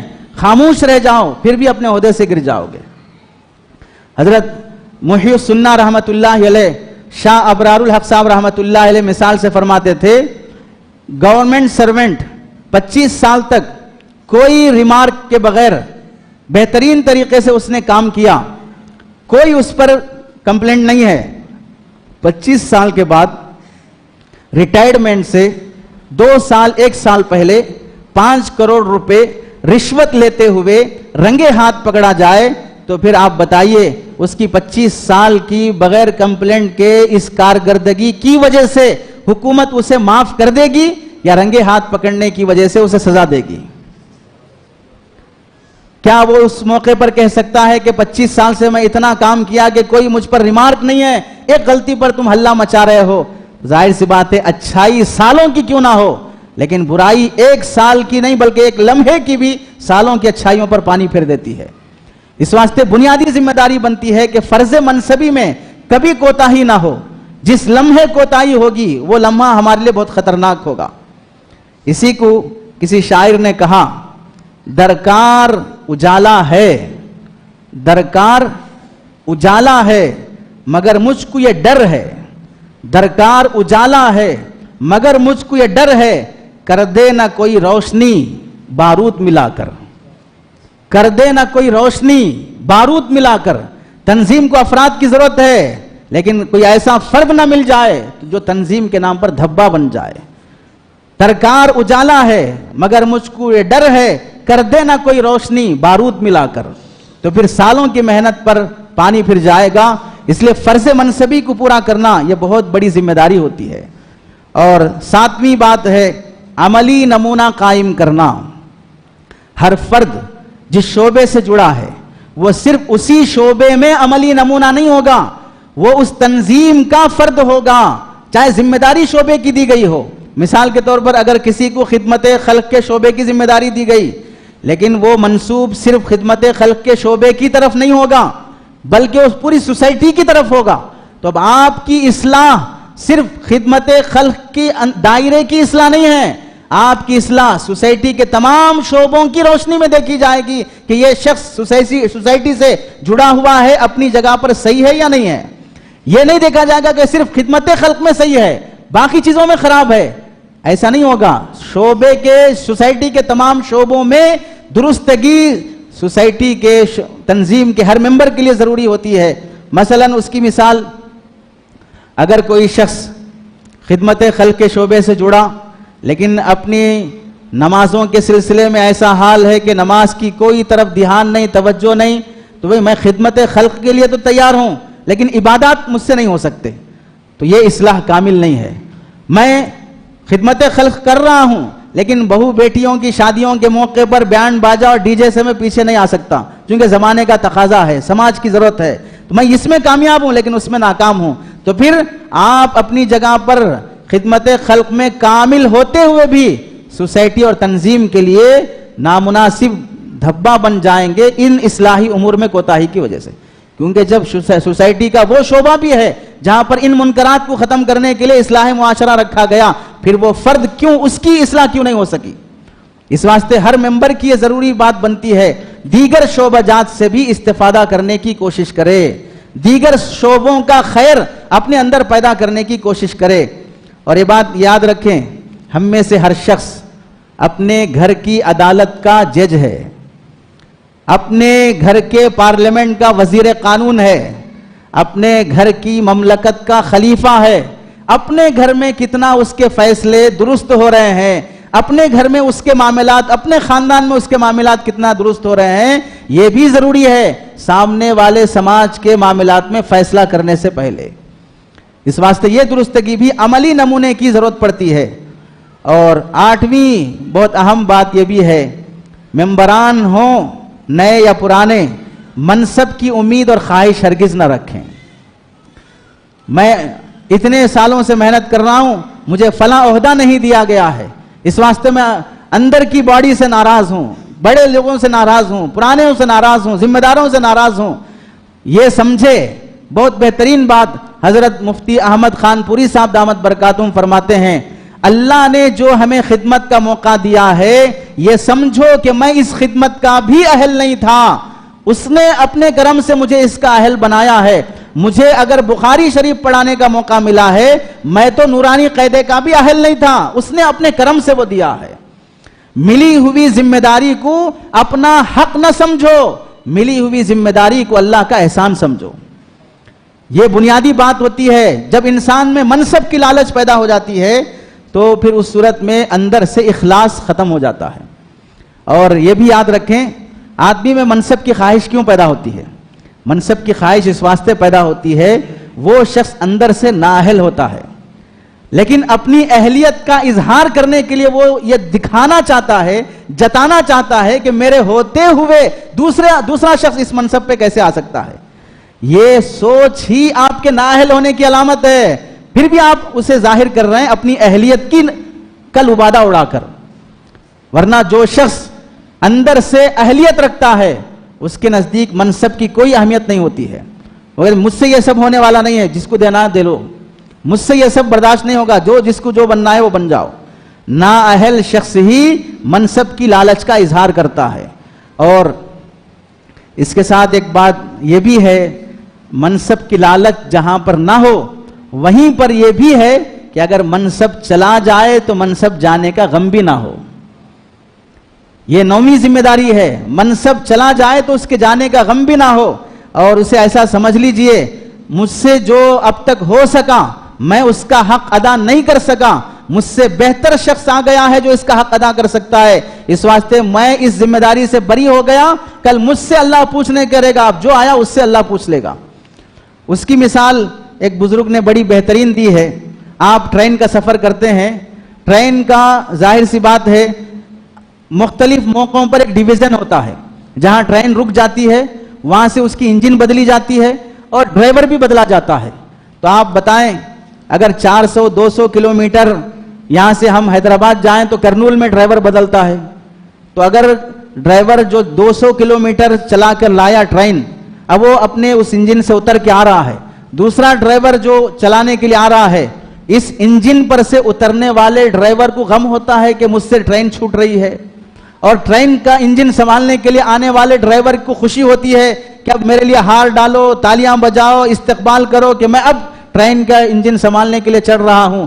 وہاں ان مسافروں کو منزل تک پہنچانے کا جو ذمہ دار ہے ٹرین کا ڈرائیور، اسے اپنی انجن سے اترتے ہوئے نہ غم ہوتا ہے، نہ چڑھنے والے کو خوشی ہوتی ہے، بلکہ اترنے والے کو خوشی ہوتی ہے کہ چلو بھئی تھوڑا آرام ملا، اب سکون ملا، گھر جاتے ہیں، اور چڑھنے والے کو غم ہوتا ہے کہ اب ٹینشن سوار ہو گیا منزل تک پہنچنے کا۔ بالکل اسی طرح تنظیم کے کسی بھی عہدے پر آنے والے فرد کو ٹینشن ہونا چاہیے کہ خامخواہ کی ذمہ داری لگ گئی، اب میں اس کا حق کیسے ادا کروں۔ اترنے والے شخص کو خوشی ہونی چاہیے کہ میں اللہ کا شکر ہے کہ اس ذمہ داری سے بچ گیا۔ اور یہ جب تک ہوگا اس وقت تک تنظیم میں اخلاص باقی رہے گا۔ اور سارے جھگڑے اسی کی وجہ سے ہوتے ہیں، منصبوں کی وجہ سے ہی ہوتے ہیں، اس واسطے منصب سے اتر جائیں تو پھر اس کا کوئی غم نہ رکھیں۔ 10ویں ذمہ داری ہوتی ہے اجتماعیت کو مقدم رکھیں، انفرادیت کے مقابلے میں اجتماعیت کو مقدم رکھیں۔ اس کا مطلب کیا ہے؟ مطلب یہ ہے کہ پہلے میں تنہا فرد تھا، الگ الگ اینٹوں کی شکل میں تھے، چن کر ایک دیوار بنائی گئی، دیوار میں سے کوئی اینٹ یہ نہیں سمجھتی کہ پوری دیوار میں ہی ہوں، اور دیوار بھی یہ نہیں سمجھتی کہ اس اینٹ کے بغیر بھی میں کامل ہو جاؤں گی۔ دیوار بھی نہیں سمجھتی کہ ایک اینٹ نہیں بھی رہے، سوراخ ہی رہے، پھر بھی میں کامل دیوار ہوں، اور اینٹ بھی یہ نہیں سمجھتی ہے کہ میں ہی پوری دیوار ہوں۔ یہاں پر بنیاد بنتی ہے کہ ہر فرد کی قدر ہو، ہر فرد کو تنظیم کی قدر ہو، یہ بہت بڑی ذمہ داری بنتی ہے۔ تو اب اس کے بعد رزلٹ کیا نکلتا ہے؟ اب میں کوئی بھی کرائم کروں گا، گناہ کروں گا، جرم کروں گا، وہ جرم میری طرف منسوب نہیں ہوگا، سوسائٹی کے ممبر کی طرف منسوب ہوگا، تنظیم کا فرد ہونے کی طرف منسوب ہوگا۔ جب میرا نام لیا جائے گا تو صرف عبداللہ عبد الرحمن کے ساتھ نہیں لیا جائے گا، عبد الرحمن جو فلاں سوسائٹی کا ممبر ہے، فلاں تنظیم کا ممبر ہے۔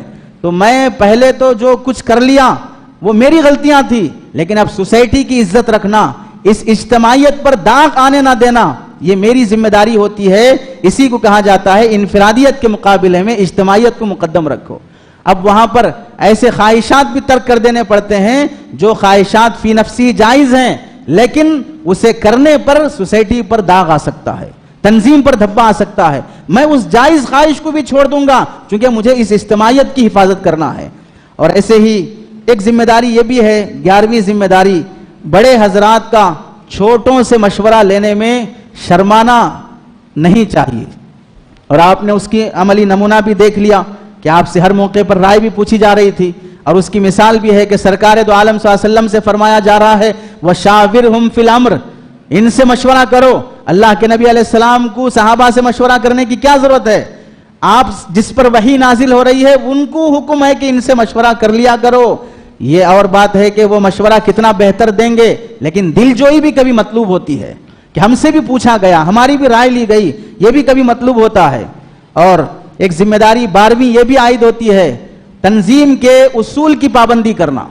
ہمیں اچھا سمجھ میں آ رہا ہے کہ یہ کام ایسا نہیں، ایسا کیا جائے گا تو بہت اچھا ہوگا، لیکن جو اصول تنظیم کے ہیں اس سے نہ ہٹا جائے، کیونکہ اصول مرتب کرتے وقت کئی لوگوں کا دماغ اس پر صرف ہوتا ہے اور تب جا کر کسی نتیجے پہ پہنچتے ہیں۔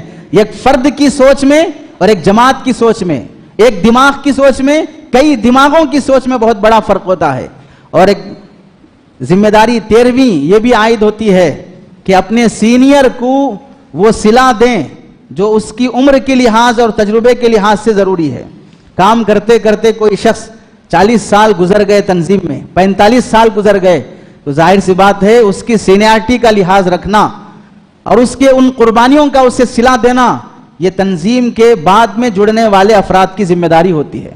اور ظاہر سی بات ہے حکومت چاہے وہ مسلمانوں کی ہو یا غیروں کی ہو، آپ دیکھ رہے ہیں کہ سینئر سٹیزنز کو کچھ نہ کچھ فیسلٹیز سرکاری طور پر دیے جاتے ہیں، تو بالکل ایک دینی تنظیم میں بھی وہ بات ہونی چاہیے کہ جو سینئر سٹیزنز ہیں ان کی رعایت جوانوں کے مقابلے میں زیادہ ہونی چاہیے۔ اور وہاں یہ نہیں دیکھا جائے گا ہم کام کر رہے ہیں، ہم دوڑ رہے ہیں، ہم پسینہ بہا رہے ہیں اور یہ حضرات تو بیٹھے بیٹھے مشورہ دے رہے ہیں۔ اللہ کے بندوں، تم جب پیدا بھی نہیں ہوئے تھے اور یہ جوان تھے اس وقت ایسے ہی کام نہیں، اس سے بہتر ہوا جو تم دیکھا بھی نہیں ہے۔ اس واسطے سینئر سٹیزنز کا لحاظ رکھنا بھی افراد کی ذمہ داری ہوتی ہے۔ اس کی مثال ایسی ہے، دیکھ لیجئے، ہاتھ پیر اس وقت تک نہیں اٹھتے ہیں جب تک کہ دماغ کی طرف سے ہدایت نہیں ملتی ہے، اور سینئر سٹیزنز کی مثال دماغ کی ہوتی ہے اور نوجوانوں کی مثال ہاتھ پیر کی ہوتی ہے۔ اسے کسی نے ایک تمثیلی واقعے سے سمجھایا۔ پرانے زمانے میں ایک شخص کا نکاح طے کیا گیا کسی ایریے میں، اور دلہن والوں نے کہا کہ آپ کی بارات میں صرف جوان آئیں، کوئی بوڑھا نہ آئے، تو ہم آپ کو بیٹی دینے کے لیے تیار ہیں، صرف جوان آئے، بوڑھا کوئی بھی نہ آئے۔ تو دولہا کو محبت تھی لڑکی سے، تو اس نے اپنے خاندان والوں کو سمجھا لیا کہ بھئی آپ مت آؤ۔ لیکن ایک بڑے میاں تھے جنہیں شادیوں کا بہت شوق تھا، انہوں نے کہا کہ میں تو ایسے نہیں ہو سکتا، مجھے تو آنا ہی ہے، چاہے مجھے تم کسی ڈبے میں ڈال کے لے جاؤ لیکن مجھے تو آنا ہی ہے۔ مجبوراً ان بڑے میاں کو ساتھ لے لیے۔ جب وہ لوگ لڑکی والوں کے پاس پہنچے بارات لے کر، لڑکی والوں کا گاؤں ندی کے کنارے تھا، تو انہوں نے وہیں ندی کے کنارے کھڑا کر کے اس بارات سے کہا ٹھیک ہے ہم آپ کو بیٹی دینے کے لیے تیار ہیں، صرف اس شرط پر کہ آپ یہ جو ندی دیکھ رہے ہیں جس میں پانی بہ رہا ہے، یہاں پر پانی کے بجائے دودھ بہے تو ہم آپ کو بیٹی دے دیں گے۔ پانی کے بجائے دودھ بہے گا اس ندی سے تو ہم آپ کو بیٹی دے دیں گے۔ تو ظاہر سی بات ہے یہ کہاں سے ہونے والا کام ہے؟ وہ تو کوئی شداد قوم تو نہیں تھی جنت بنانے کے قابل.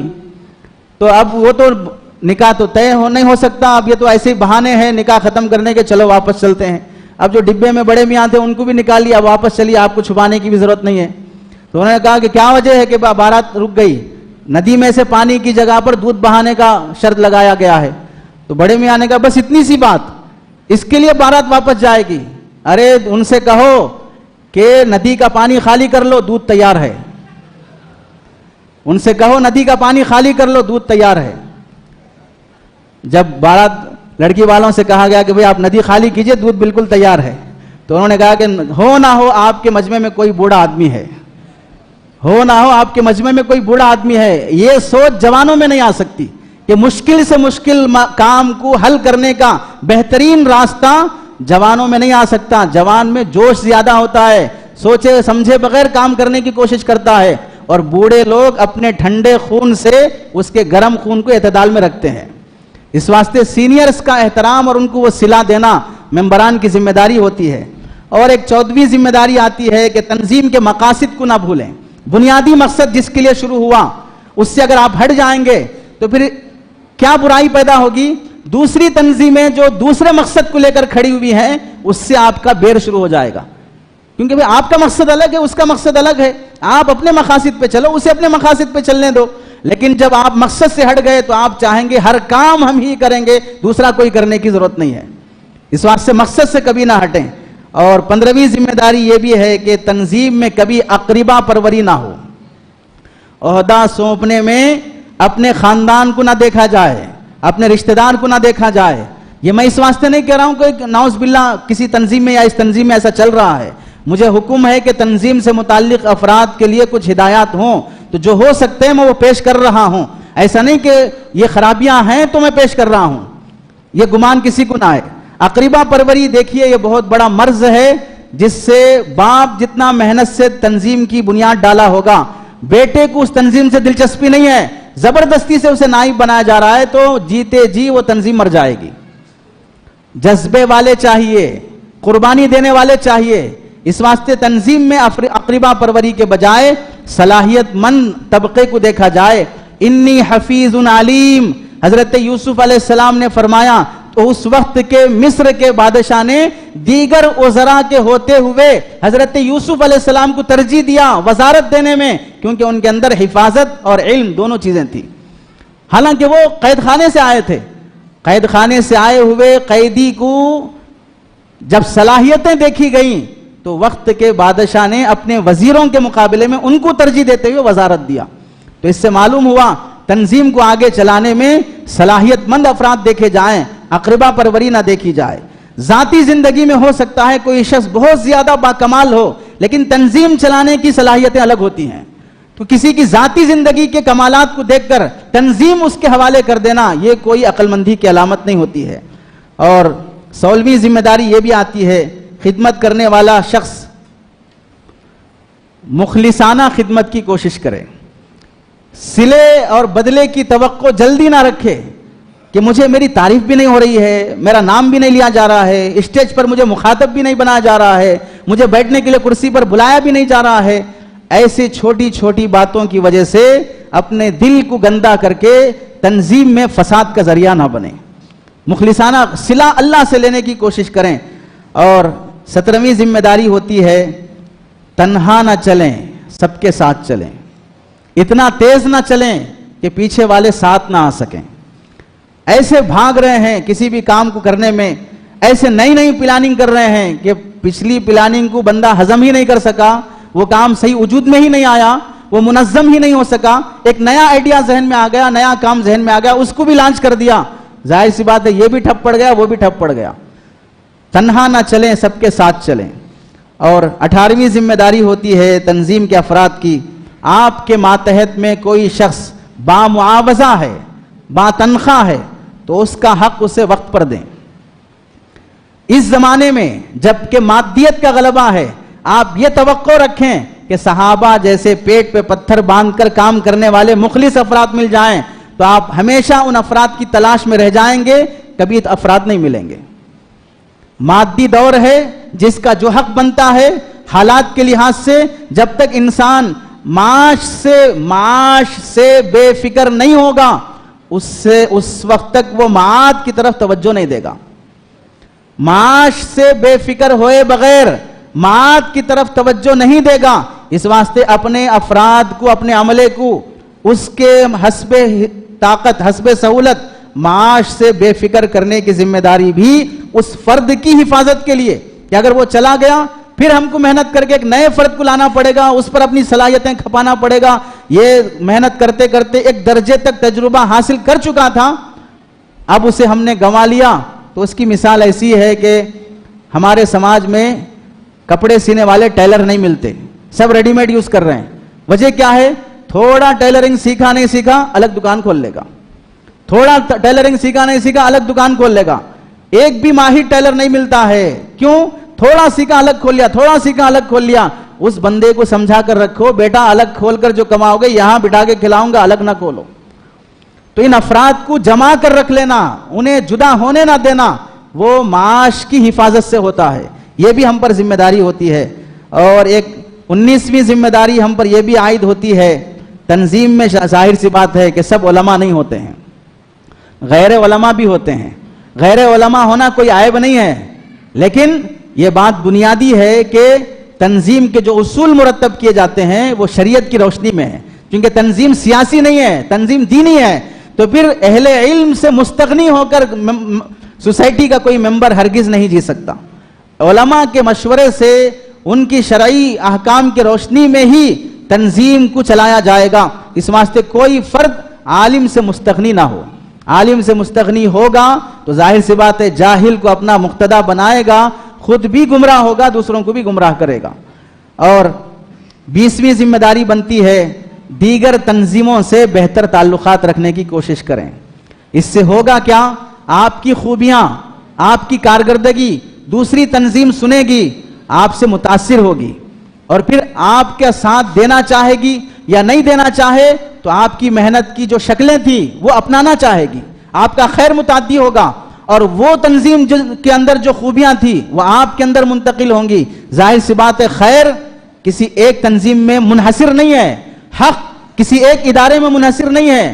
اللہ کی دی ہوئی خوبیاں بندوں کے اندر وہ پوری دنیا میں بکھری ہوئی ہیں. آپ جتنا جمع کر کے رکھو گے اتنی خوبیاں جمع ہوں گی. بقول حضرت جی یوسف صاحب رحمت اللہ علیہ کے دعوت تبلیغ کے دوسرے ذمہ دار حضرت جی ثانی فرمایا کرتے تھے، اللہ نے نبی علیہ السلام کی خوبیاں امت کے ہر فرد میں بکھیر کر رکھا ہے، تم جماعت کے ذریعے سے ان خوبیوں کو سمیٹنے کے لیے سفر کرو. تو ایسے ہی افراد کی خوبیوں کو حاصل کرنے کے لیے دیگر تنظیموں سے بہتر ہمارا تعلق رہے. 21ویں ذمہ داری ہوتی ہے، مجھے یہ کہنے کی بھی ضرورت نہیں پڑتی ہے کہ کوئی تنظیم مالیہ کے بغیر نہیں چلتی، تو اپنے مالیہ کی صفائی بھی بہت ضروری ہوتی ہے، حسابات کی صفائی بھی بہت ضروری ہوتی ہے. اور یہ تو ہر تنظیم جانتی ہے، اور اگر کوئی نہیں جانتی ہے تو مودی نے اسے سمجھا دیا ہے. اب رہی یہ بات، درمیان میں ایک بات آئی تھی کہ بھائی ہمارے حضرت نے کہا تھا کہ سوسائٹی کے پاس بہت پیسے ہیں، جھاڑ نہیں لگتے ہیں اور ہم توڑ کے نہیں لاتے ہیں. یہ بات دیکھیے کہ دنیا میں کوئی تنظیم، کسی تنظیم کے پاس جھاڑ نہیں ہے، جھاڑ ہوتا ہی نہیں ہے پیسوں کا، اور نہ بارش برستی ہے. ہر تنظیم پیسے سے ہی چلتی ہے، ہر تنظیم کو مادیت کی ضرورت پڑتی ہے. یہ فکر نہیں ہونا چاہیے تنظیم کے احباب کو کہ ہم پر کون اعتراض کر رہا ہے. ظاہر سی بات ہے اعتراض تو اللہ اور اس کے رسول پر بھی ہوا ہے، نعوذ باللہ. تو ہم کون سے ہیں کہ بھئی ہم پر اعتراض نہ ہو؟ ہم ہر ایک کے اعتراض کا جواب نہیں دے سکتے، ہم ہر ایک شخص کو مطمئن نہیں کر سکتے. حتیٰ کہ آپ کو حدیث یاد ہے، سرکار دو عالم صلی اللہ علیہ وسلم مال غنیمت تقسیم فرما رہے تھے، ایک دیہاتی شخص نے چادر ڈال کر نبی کے گلے میں کھینچ کر کہا، اے محمد مجھے بھی مال غنیمت دو اور انصاف سے تقسیم کرو. اللہ کے نبی نے فرمایا اگر محمد انصاف نہ کرے تو کون انصاف کرے گا؟ تو یہ چیز تو 1400 سال سے چلی آ رہی ہے. انتظامیہ کے مالیہ پر اعتراض کرنا لوگ اپنا حق سمجھتے ہیں، لوگ اپنا حق سمجھتے ہیں. اگر میں اتنا بھی اعتراض نہیں کیا تو پھر کیا ہوں، میں میرا وجود ہی نہیں ہے. تو اس پر ہمیں بے چین نہیں ہونا چاہیے. اور یہ بات بھی یاد رکھیں، اپنے ممبران کو یا اپنے مستفیدین کو اتنا زیادہ موقع بھی نہیں دینا چاہیے جس سے وہ جری بن جائیں. ہر ایک کو اس کے مقام میں رکھنا چاہیے. ہم یہ بول دیں گے کہ جو شخص ہمارا حساب دیکھنا چاہتا ہے آ جائے, تو اللہ تعالی آئے گا, آپ کا ٹائم فالتو ویسٹ کرے گا. ہم حساب دکھانے کے بھی اہل اسی کو ہیں جس کا تنظیم میں اصول مرتب ہے کہ حساب انہیں دکھایا جائے گا, ان کو نہیں دکھایا جائے گا. ہر شخص کو یہ حسابات دکھانے کا چکر نہیں رہے گا. اسے آپ یوں سمجھ لیجئے, کسی نے بہترین مثال سے سمجھایا تھا. ایک بہترین پینٹنگ لگا کر اس نے چوراہے پہ لگایا اور نیچے لکھ دیا اس میں اگر کوئی عیب ہے تو اسے دکھاؤ کیا عیب ہے. شام ہوتے ہوتے پوری پینٹنگ کا کباڑا ہو گیا. ہر شخص آ رہا گھیس رہا, ہر شخص آ رہا گھیس رہا, اس میں یہ عیب ہے, وہ عیب ہے, یہ عیب ہے. وہ شخص بیچارہ بیزار ہو گیا, اتنی محنت سے بنایا پھر بھی ایسا حال کر دیا. اس کے استاذ نے دوسرے دن کہا کہ اب دوسری پینٹنگ بناؤ اور اس کے نیچے لکھو اس میں جو عیب ہے اسے درست کر کے دکھائے, اس میں جو عیب ہے اسے درست کر کے دکھائے. شام ہو گئی, ایک لکیر بھی نہیں لگی. لوگ عیب نکالنے میں ماہر ہیں, اصلاح کرنے کی صلاحیت نہیں ہے, درست کرنے, اس سے بہتر کارکردگی پیش کرنے کی صلاحیت نہیں ہے. جو چل رہا ہے اس میں انگلیاں کرنے کی صلاحیت ہے. اس واسطے ہر شخص کو یہ اختیار نہیں دینا چاہیے کہ وہ ہماری اصلاح کر دے. ہمارے کوئی سرپرست متعین ہیں جو ہمارے از اول تاخیر کارکردگی دیکھ رہے ہیں, وہ ہماری اصلاح کریں گے. قوم کا ہر فرد اس قابل نہیں ہے جو تنظیم کی یا سوسائٹی یا کسی اجتماعیت کی اصلاح کر سکے.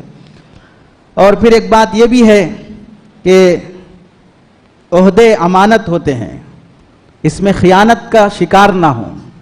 کسی کو کوئی عہدہ پیش کیا جا رہا ہے, اس کا لحاظ رکھتے ہوئے پیش کریں کہ اس کا اہل ہے یا نہیں ہے. اس متعلق تو دسیوں حدیثیں ہیں. ایک جملہ میں سنا دیتا ہوں. جب کبھی کسی قوم میں بے صلاحیت لوگوں کو عہدہ حوالے کر دیا جاتا ہے جبکہ اس میں اہل نہیں ہے اس عہدے کو سنبھالنے کی, تو پھر سمجھ لیجئے اس قوم کی, اس سوسائٹی کی, اس تنظیم کی زوال کا وقت وہیں سے شروع ہو جاتا ہے. وہ تنظیم, اس تنظیم پر قیامت اسی وقت سے طاری ہو جاتی ہے جب نااہلوں کو عہدہ سونپا جاتا ہے. اور ایک 23ویں ذمہ داری یہ بھی بنتی ہے کہ بیجا تنقید نہ کریں. اپنے ہی افراد میں کوئی سینئر ہے, کوئی جونیئر ہے, کوئی مرکز کا ہے, کوئی ضلع کا ہے, کوئی شہر کا ہے, کسی بھی فرد پر بیجا تنقید کرنا ظاہر سی بات ہے اس سے ہمت شکنی ہوتی ہے. بلا وجہ کہ آپ ایسا نہیں, ایسا کرتے تو اچھا تھا, یوں نہیں, کرتے تو اچھا تھا. اس طرح کی بیجا تنقید سے ہمارا نظریہ یہ بن چکا ہے جو چل رہا ہے وہ صحیح نہیں ہے, اس سے اچھا ہونا چاہیے. یہ تو سب بولتے ہیں جو چل رہا ہے اس سے اچھا میں کر کے دکھاؤں گا. یہ کون کرتا ہے دیکھ لیجئے. یہ بولنے سب تیار ہیں. مثال کے طور پر جمعیت العلماء صحیح کام نہیں کرتی ہے تو ٹھیک ہے بھئی, سب بولنے تیار ہیں, آپ صحیح کر کے دکھائیے. کوئی تنظیم صحیح نہیں کرتی ہے تو اس سے بہتر کام کرنے والا نہیں ہے کوئی بھی فرد. ہاں یہ بہتر نہیں کر رہی ہے, بولنے والے سب موجود ہیں. تو کیا مطلب ہوا؟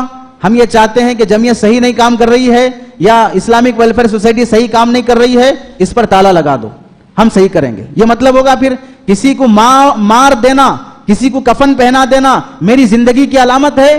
میں زندہ میری کارکردگی کی وجہ سے ہوں گا, میں قبرستان پر محلتا, میں مردوں کی وجہ سے زندہ نہیں کہلاؤں گا.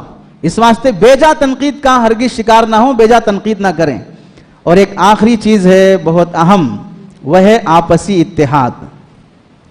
تنظیم اینٹوں سے جڑ کر دیوار بنتی ہے, افراد جڑ کر تنظیم بنتی ہے. ہوں گی مجھے یہاں کا صدر نہیں وہاں کا بناؤ, مجھے یہاں کا ذمہ دار نہیں وہاں کا بناؤ. وہ معمار اور میستری جانتا ہے کس اینٹ کو پوری رکھنا ہے, کس اینٹ کو ٹکڑے کر کے رکھنا ہے. کسی کو کاٹ کے رکھا جائے گا, کسی کو پورا رکھا جائے گا. وہ میستری اور معمار جانتا ہے. ہمیں جو دے دیا گیا یہ سمجھ لیں کہ میں اس کا اہل نہیں تھا, پھر بھی احسان کیا گیا. تو اتحاد بہت ضروری ہے. اتحاد کے لیے دو باتیں شرط ہیں. ایک ہے ایثار, دوسرے کو پیش کرنا ان مقامات میں جہاں نفس موٹا ہوتا ہے. اور دوسری چیز ہے اتحاد کے لیے اجتماعی مفاد کو ترجیح دینا انفرادی مفاد کے مقابلے میں.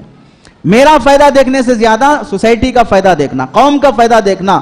یہ دو باتیں بنیاد ہوتی ہیں اجتماعیت پیدا ہونے کے لیے. اجتماعیت کے لیے انضمام ضروری نہیں ہے کہ آپ اپنے پورے نظریے چھوڑ دو, میرے نظریے کے قائل ہو جاؤ. آپ اپنی پوری سوچ کو ڈیلیٹ کر دو, میری سوچ اپنے اندر پیدا کرو. اتحاد الگ چیز ہے, انضمام الگ چیز ہے. انضمام سے کبھی اتحاد پیدا نہیں ہو سکتا. اسے اور کھل کے سمجھاؤں کہ ہم متحد ہونے کا مطلب یہ نہیں ہے کہ ہمارے سماج سے اہل حدیث ختم ہو جائے, جماعت اسلامی ختم ہو جائے, دعوت و تبلیغ ختم ہو جائے, سنی ختم ہو جائے, فلاں ختم ہو جائے, صرف مسلمان باقی رہے تو اتحاد ہے. ایسا قیامت تک ہونے والا نہیں ہے. اگر کوئی سوچ کے رکھا بھی ہے تو کب سے سوچ رہا ہے, دیکھ لے اب تک ہوا کیا. کتنے سالوں سے سوچ رہے ہیں, اب تک ہوا کیا. ہوا نہیں, بلکہ ہر شعبہ, ہر مسلک اپنی جگہ پر پہلے سے زیادہ مضبوط ہو گیا. ہر بدعت پہلے سے زیادہ آگے بڑھ گئی. اتحاد انضمام سے قائم نہیں ہوتا, اتحاد اس سے قائم ہوتا ہے کہ آپ اپنی سوچ پر باقی رہیں. یہ کام اس سے بالا تر ہے جس میں آپ کی بھی ضرورت ہے, میری بھی ضرورت ہے, مشترکہ مفاد ہے, متحدہ محاذ ہے. اس کے لیے آپ اپنے مسلکی سوچ پر باقی رہتے ہوئے اس سوچ کے لیے بھی ہم متحد ہو سکتے ہیں, اس کے لیے آ جائیے. اسے کہا جاتا ہے اتحاد. ورنہ جو اتحاد ہمارے ذہنوں میں ہے کہ سب ہمارے بینر کے نیچے آ جائیں, یہ تو کبھی ہونے والا نہیں ہے. اور یہ بات یاد رکھیں, ہم قرآن مجید سے سمجھ سکتے ہیں اور اس کی روشنی میں دیگر مذاہب کو دیکھ سکتے ہیں. اللہ رب العزت قرآن مجید میں فرماتے ہیں, تعالوا الی کلمۃ سواء بیننا و بینکم الا نعبد الا اللہ. کس سے فرمایا جا رہا ہے؟ یہودیوں سے, عیسائیوں سے, کہ وہ یہودی ہوتے ہوئے, عیسائی ہوتے ہوئے آ جاؤ ایک اللہ کو ماننے کی طرف. یہودیت پر باقی رہتے ہوئے بھی, عیسائیت پر باقی رہتے ہوئے بھی, اسی زمانے میں اللہ کے نبی نے ان کے ذبیحے کو بھی حلال فرمایا تھا اور ان کی عورتوں سے نکاح کرنے کو بھی حلال فرمایا تھا. معلوم کیا ہوا؟ اتحاد جس موقع پر مطلوب ہے وہاں جمع ہوا جا سکتا ہے اپنے اپنے مسلکوں پر باقی رہتے ہوئے. ورنہ اختلاف تو دیکھیے ہمارے اسلام میں کم ہے اور دیگر مذاہب میں زیادہ ہے. ہمارے پاس اتحاد کی شکلیں زیادہ ہیں, اختلاف کی باتیں کم ہیں, اور دوسرے مذاہب میں اتحاد کی باتیں کم ہیں, اختلاف کی باتیں زیادہ ہیں. بنیادی طور پر کیا ہم میں سے کوئی شخص آج تک سنا یا پڑھا دو اسلام ہیں؟ اسلام ایک ہی ہے. آپ میں سے ہم آپ کو یہ سمجھائیں, ہندو دھرم میں ہندو ایک مذہب نہیں ہے, ہندو دھرم کے کئی مذاہب ہیں.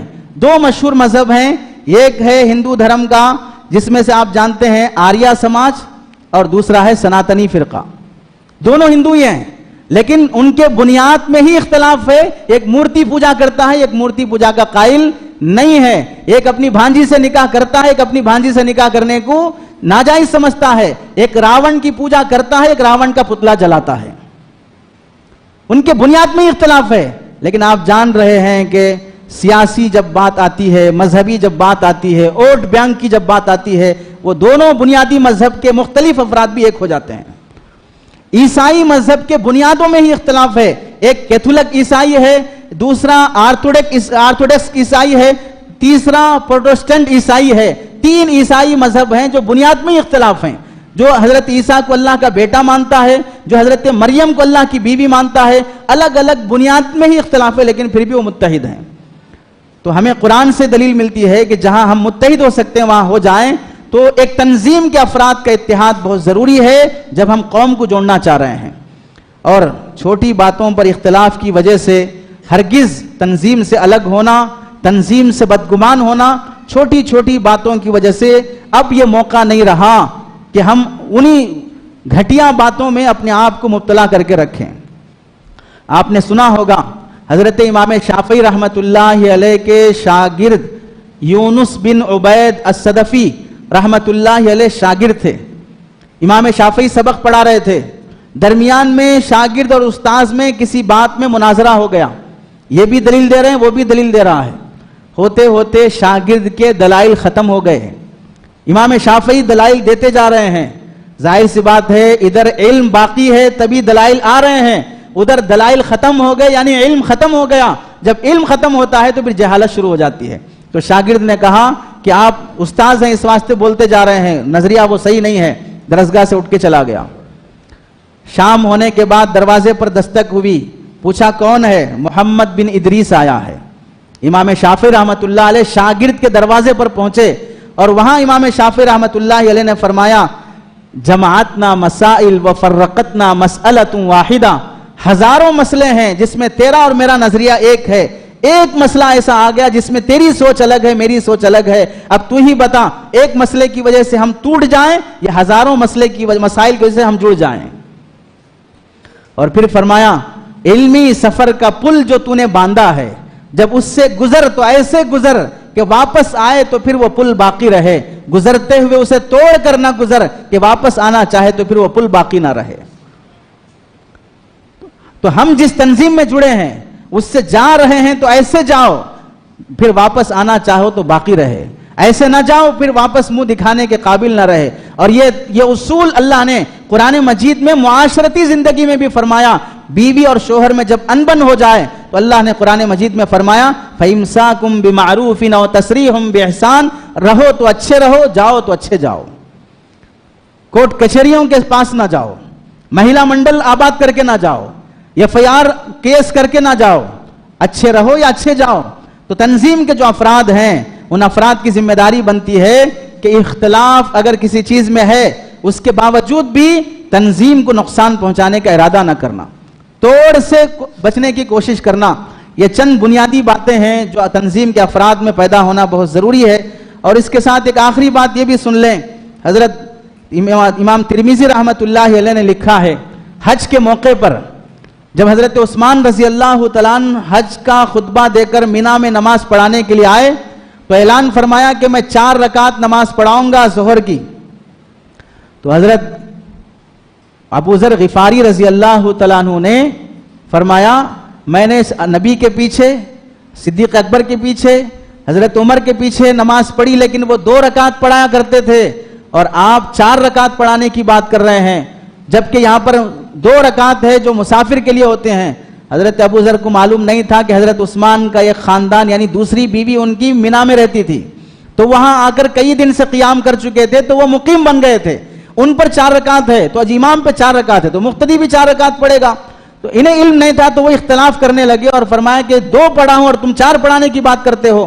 اور جب اختلاف بڑھ گیا، آوازیں بڑھ گئی، حضرت عثمان نے فرمایا اقامت دو، اقامت ہوئی اور 4 رکعت نماز کے لیے جب جماعت بنی تو پھر امام کے پیچھے 4 رکعت پڑھنے کے لیے حضرت ابو ذر بھی کھڑے ہوئے۔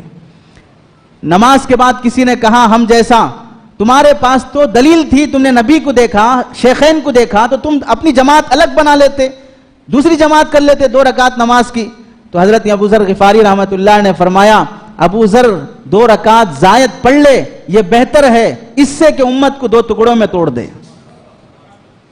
میری 2 رکعت زائد ہو جائے گی لیکن امت بکھرنے نہ پائے، وہ سبق ہمارے صحابہ نے دیا ہے، اس واسطے تنظیم کو بکھرنے نہ دیا جائے۔ میں اپنا نظریہ چھوڑ دوں گا، یہ جہاں ہم یہ جانتے ہیں حضرت حسین رضی اللہ تعالیٰ عنہ کی بڑی قربانی ہے کہ اپنے قافلے کو شہید کر دیا اعلاء کلمت اللہ، احقاق حق کی خاطر، وہیں یہ بڑی قربانی ہے حضرت حسن رضی اللہ تعالیٰ عنہ کی جو انہوں نے حضرت معاویہ کے سامنے اپنی خلافت چھوڑ دی، اپنی رائے چھوڑ دیا۔ یہ بھی کوئی شہادت سے کم نہیں ہے، بلکہ اس دور میں بقول حضرت مولانا خالد سیف اللہ رحمانی صاحب دامت برکاتہم کے جہاں جان کی قربانی، مال کی قربانی بڑی اہمیت رکھتی ہے، تنظیموں کی اجتماعیت کے لیے رائے کی قربانی اس سے بڑی اہمیت رکھتی ہے کہ اپنی رائے پر مصر نہ ہونا۔ رائے چھوڑنا ایسا ہی ہے جیسے قربانی دینا، رائے پر مصر ہونا ایسا ہی جیسے کسی دشمن سے جنگ کرنا۔ اس واسطے اس پر اصرار نہ کیا جائے۔ یہ چند بنیادی باتیں تھیں، اس کے علاوہ 2 باتیں مکمل ہوئی، تیسری بات میری ادھوری ہے یعنی شروع ہی نہیں کر سکا، کسی اور موقع سے آپ حضرات کے سامنے یہ بات پوری کی جائے گی۔ اللہ سے دعا ہے کہ اللہ عمل کی توفیق نصیب فرمائے۔ اور آخر میں 1-2 باتیں مجھے یہ بھی عرض کرنی ہے کہ پہلی درخواست تو یہ تھی کہ صف اول کے جو احباب ہیں وہ صف ثانی کی بھی فکر کریں، اور جو صف ثانی کے احباب ہیں ان کی ذمہ داری بنتی ہے کہ صف اول کے ہاتھ پیر بننے کی کوشش کریں۔ اور دوسری بات یہ ہے اصلاح معاشرہ کے جتنی مختلف شعبے ہیں اور جو ان کے سرپرست اور ذمہ دار ہیں، ہر جگہ جہاں پر اجتماع یا کوئی بھی نظام چل رہا ہے اس شعبے سے متعلق ذمہ دار خواتین یا ذمہ دار بننے والی خواتین، ذمہ دار نوجوان یا ذمہ دار بننے کے قابل نوجوان، ان کو بھی شریک کرنے کا اہتمام ضروری معلوم ہوتا ہے۔ تیسری بات یہ بھی معلوم ہوتی ہے بنات کے جو ادارے چل رہے ہیں وہاں پر درس و تدریس، جو فنی کتابیں نہ ہوں وہاں پر تعلیم دینے کے لیے معلمات کا ہی انتظام رکھا جائے۔ معلم کا انتظام بہر صورت خطرہ ہے، اور ظاہر سی بات ہے کہ انسان صحت مندی کے ایام جم کر کے کھا کر باڈی بنانے کے لیے مہینے لگ جاتے ہیں، لیکن ایک بار موشن شروع ہو جائے تو پورے سکس پیکس نکل جاتے ہیں۔ تو بالکل اسی طرح آدمی ایک نام اور تجربے کے ساتھ ایک منزل تک پہنچنے میں سالوں لگتے ہیں۔ کوئی نامناسب حادثہ پیش نہ جائے یا کوئی اتہام اور تہمت لگ جائے تو پھر اس کی صفائی میں مہینوں بلکہ سالوں لگ جاتے ہیں، اور آدمی کے لیے ضروری بھی ہے کہ تہمت سے اپنے آپ کو بچانے کی کوشش بھی کرے۔ اور ایک بات یہ بھی محسوس ہوتی ہے کہ جنرل باڈی کا ہر فرد شریک ہونا تو بہر صورت ضروری ہے، لیکن اگر کوئی فرد ایسا ہے جو باڈی کا ممبر نہیں ہے لیکن بن سکتا ہے تو اسے بھی شریک کرنے کا اہتمام ضروری معلوم ہوتا ہے، کیونکہ ہماری سوچ میں یہ بات بھی ضروری ہے کہ وہ افراد ہی ہمارے ممبر نہیں ہیں جن سے فنڈنگ زیادہ ہوتا ہو، وہ افراد بھی ہمارے ممبر ہیں جن کے اندر فیلنگ زیادہ ہو۔ فنڈنگ سے زیادہ فیلنگ والے احباب کو جوڑنا یہ زیادہ ضروری معلوم ہوتا ہے۔ اور ایک بات یہ بھی ہے کہ تعلیم و تربیت اور اصلاح معاشرہ کے شعبے میں جتنا زیادہ مبلغات پیدا کرنے کی کوشش کی جائے اتنا ہی زیادہ ہمارا کام بڑھے گا، چونکہ میں آج کل بہت ہی بے شرمی کے ساتھ یہ کہتا ہوں، 4 نکاح نہیں کر سکتے تو 4 بندیوں کو تیار کر دو جو قوم کی اصلاح کر سکے۔ 4 نکاح نہیں کر سکتے خواتین کی اصلاح و تربیت کے لیے تو کم از کم 4 مبلغات کو تو تیار کر دو جو خواتین کی اصلاح کر سکے۔ اور ایک بات یہ بھی ہے کہ رپورٹ جو احباب پیش کیے ہیں وہ زبانی ہونے کے ساتھ ساتھ اگر تحریراً بھی ہوتی، رائے دینے والوں کو اس میں سہولت ہوتی ہے کہ دیکھیں کیا چیز اس میں ہے، چونکہ سننے میں آدمی پوری توجہ سے نہیں سنتا ہے، اور اس تحریراً پیش کرنے کا فائدہ ایک یہ بھی ہوتا ہے اپنے جتنے مراکز ہیں ان مرکزوں میں وہ رپورٹ محفوظ ہوتی ہے تو وہاں ذہن سازی کے لیے کام آتا ہے۔ کوئی بندہ آیا آپ کے مرکز پہ اور پوچھا ہمیں آپ کی کارکردگی دکھائیے، تازہ رپورٹ ہمارے پاس نہیں ہے، 2 سال پہلے کی اٹھا کر دکھائی جا رہی ہے، تو اس سے بھی اثر پڑتا ہے۔ اور ایک بات یہ بھی ہے جو ہمارے ذمہ دار صاحب نے، ہدایت اللہ صاحب نے بھی ظاہر کیا تھا کہ اسکول کا جو مخلوط نظام ہے اسے ختم کرنے کی کوششیں بھی ہیں، لیکن یہ جتنا جلد ہو سکے وہ کوشش کامیاب ہو جائے، چونکہ مخلوط نظام کے جو مفاسد ہیں وہ بہت زیادہ ہیں، اس کا خیر مغلوب ہے اس کے شر پر، اس واسطے اس کی تبدیلی بھی ضروری ہے۔ اللہ ہم سب کو عمل کی توفیق نصیب فرمائے۔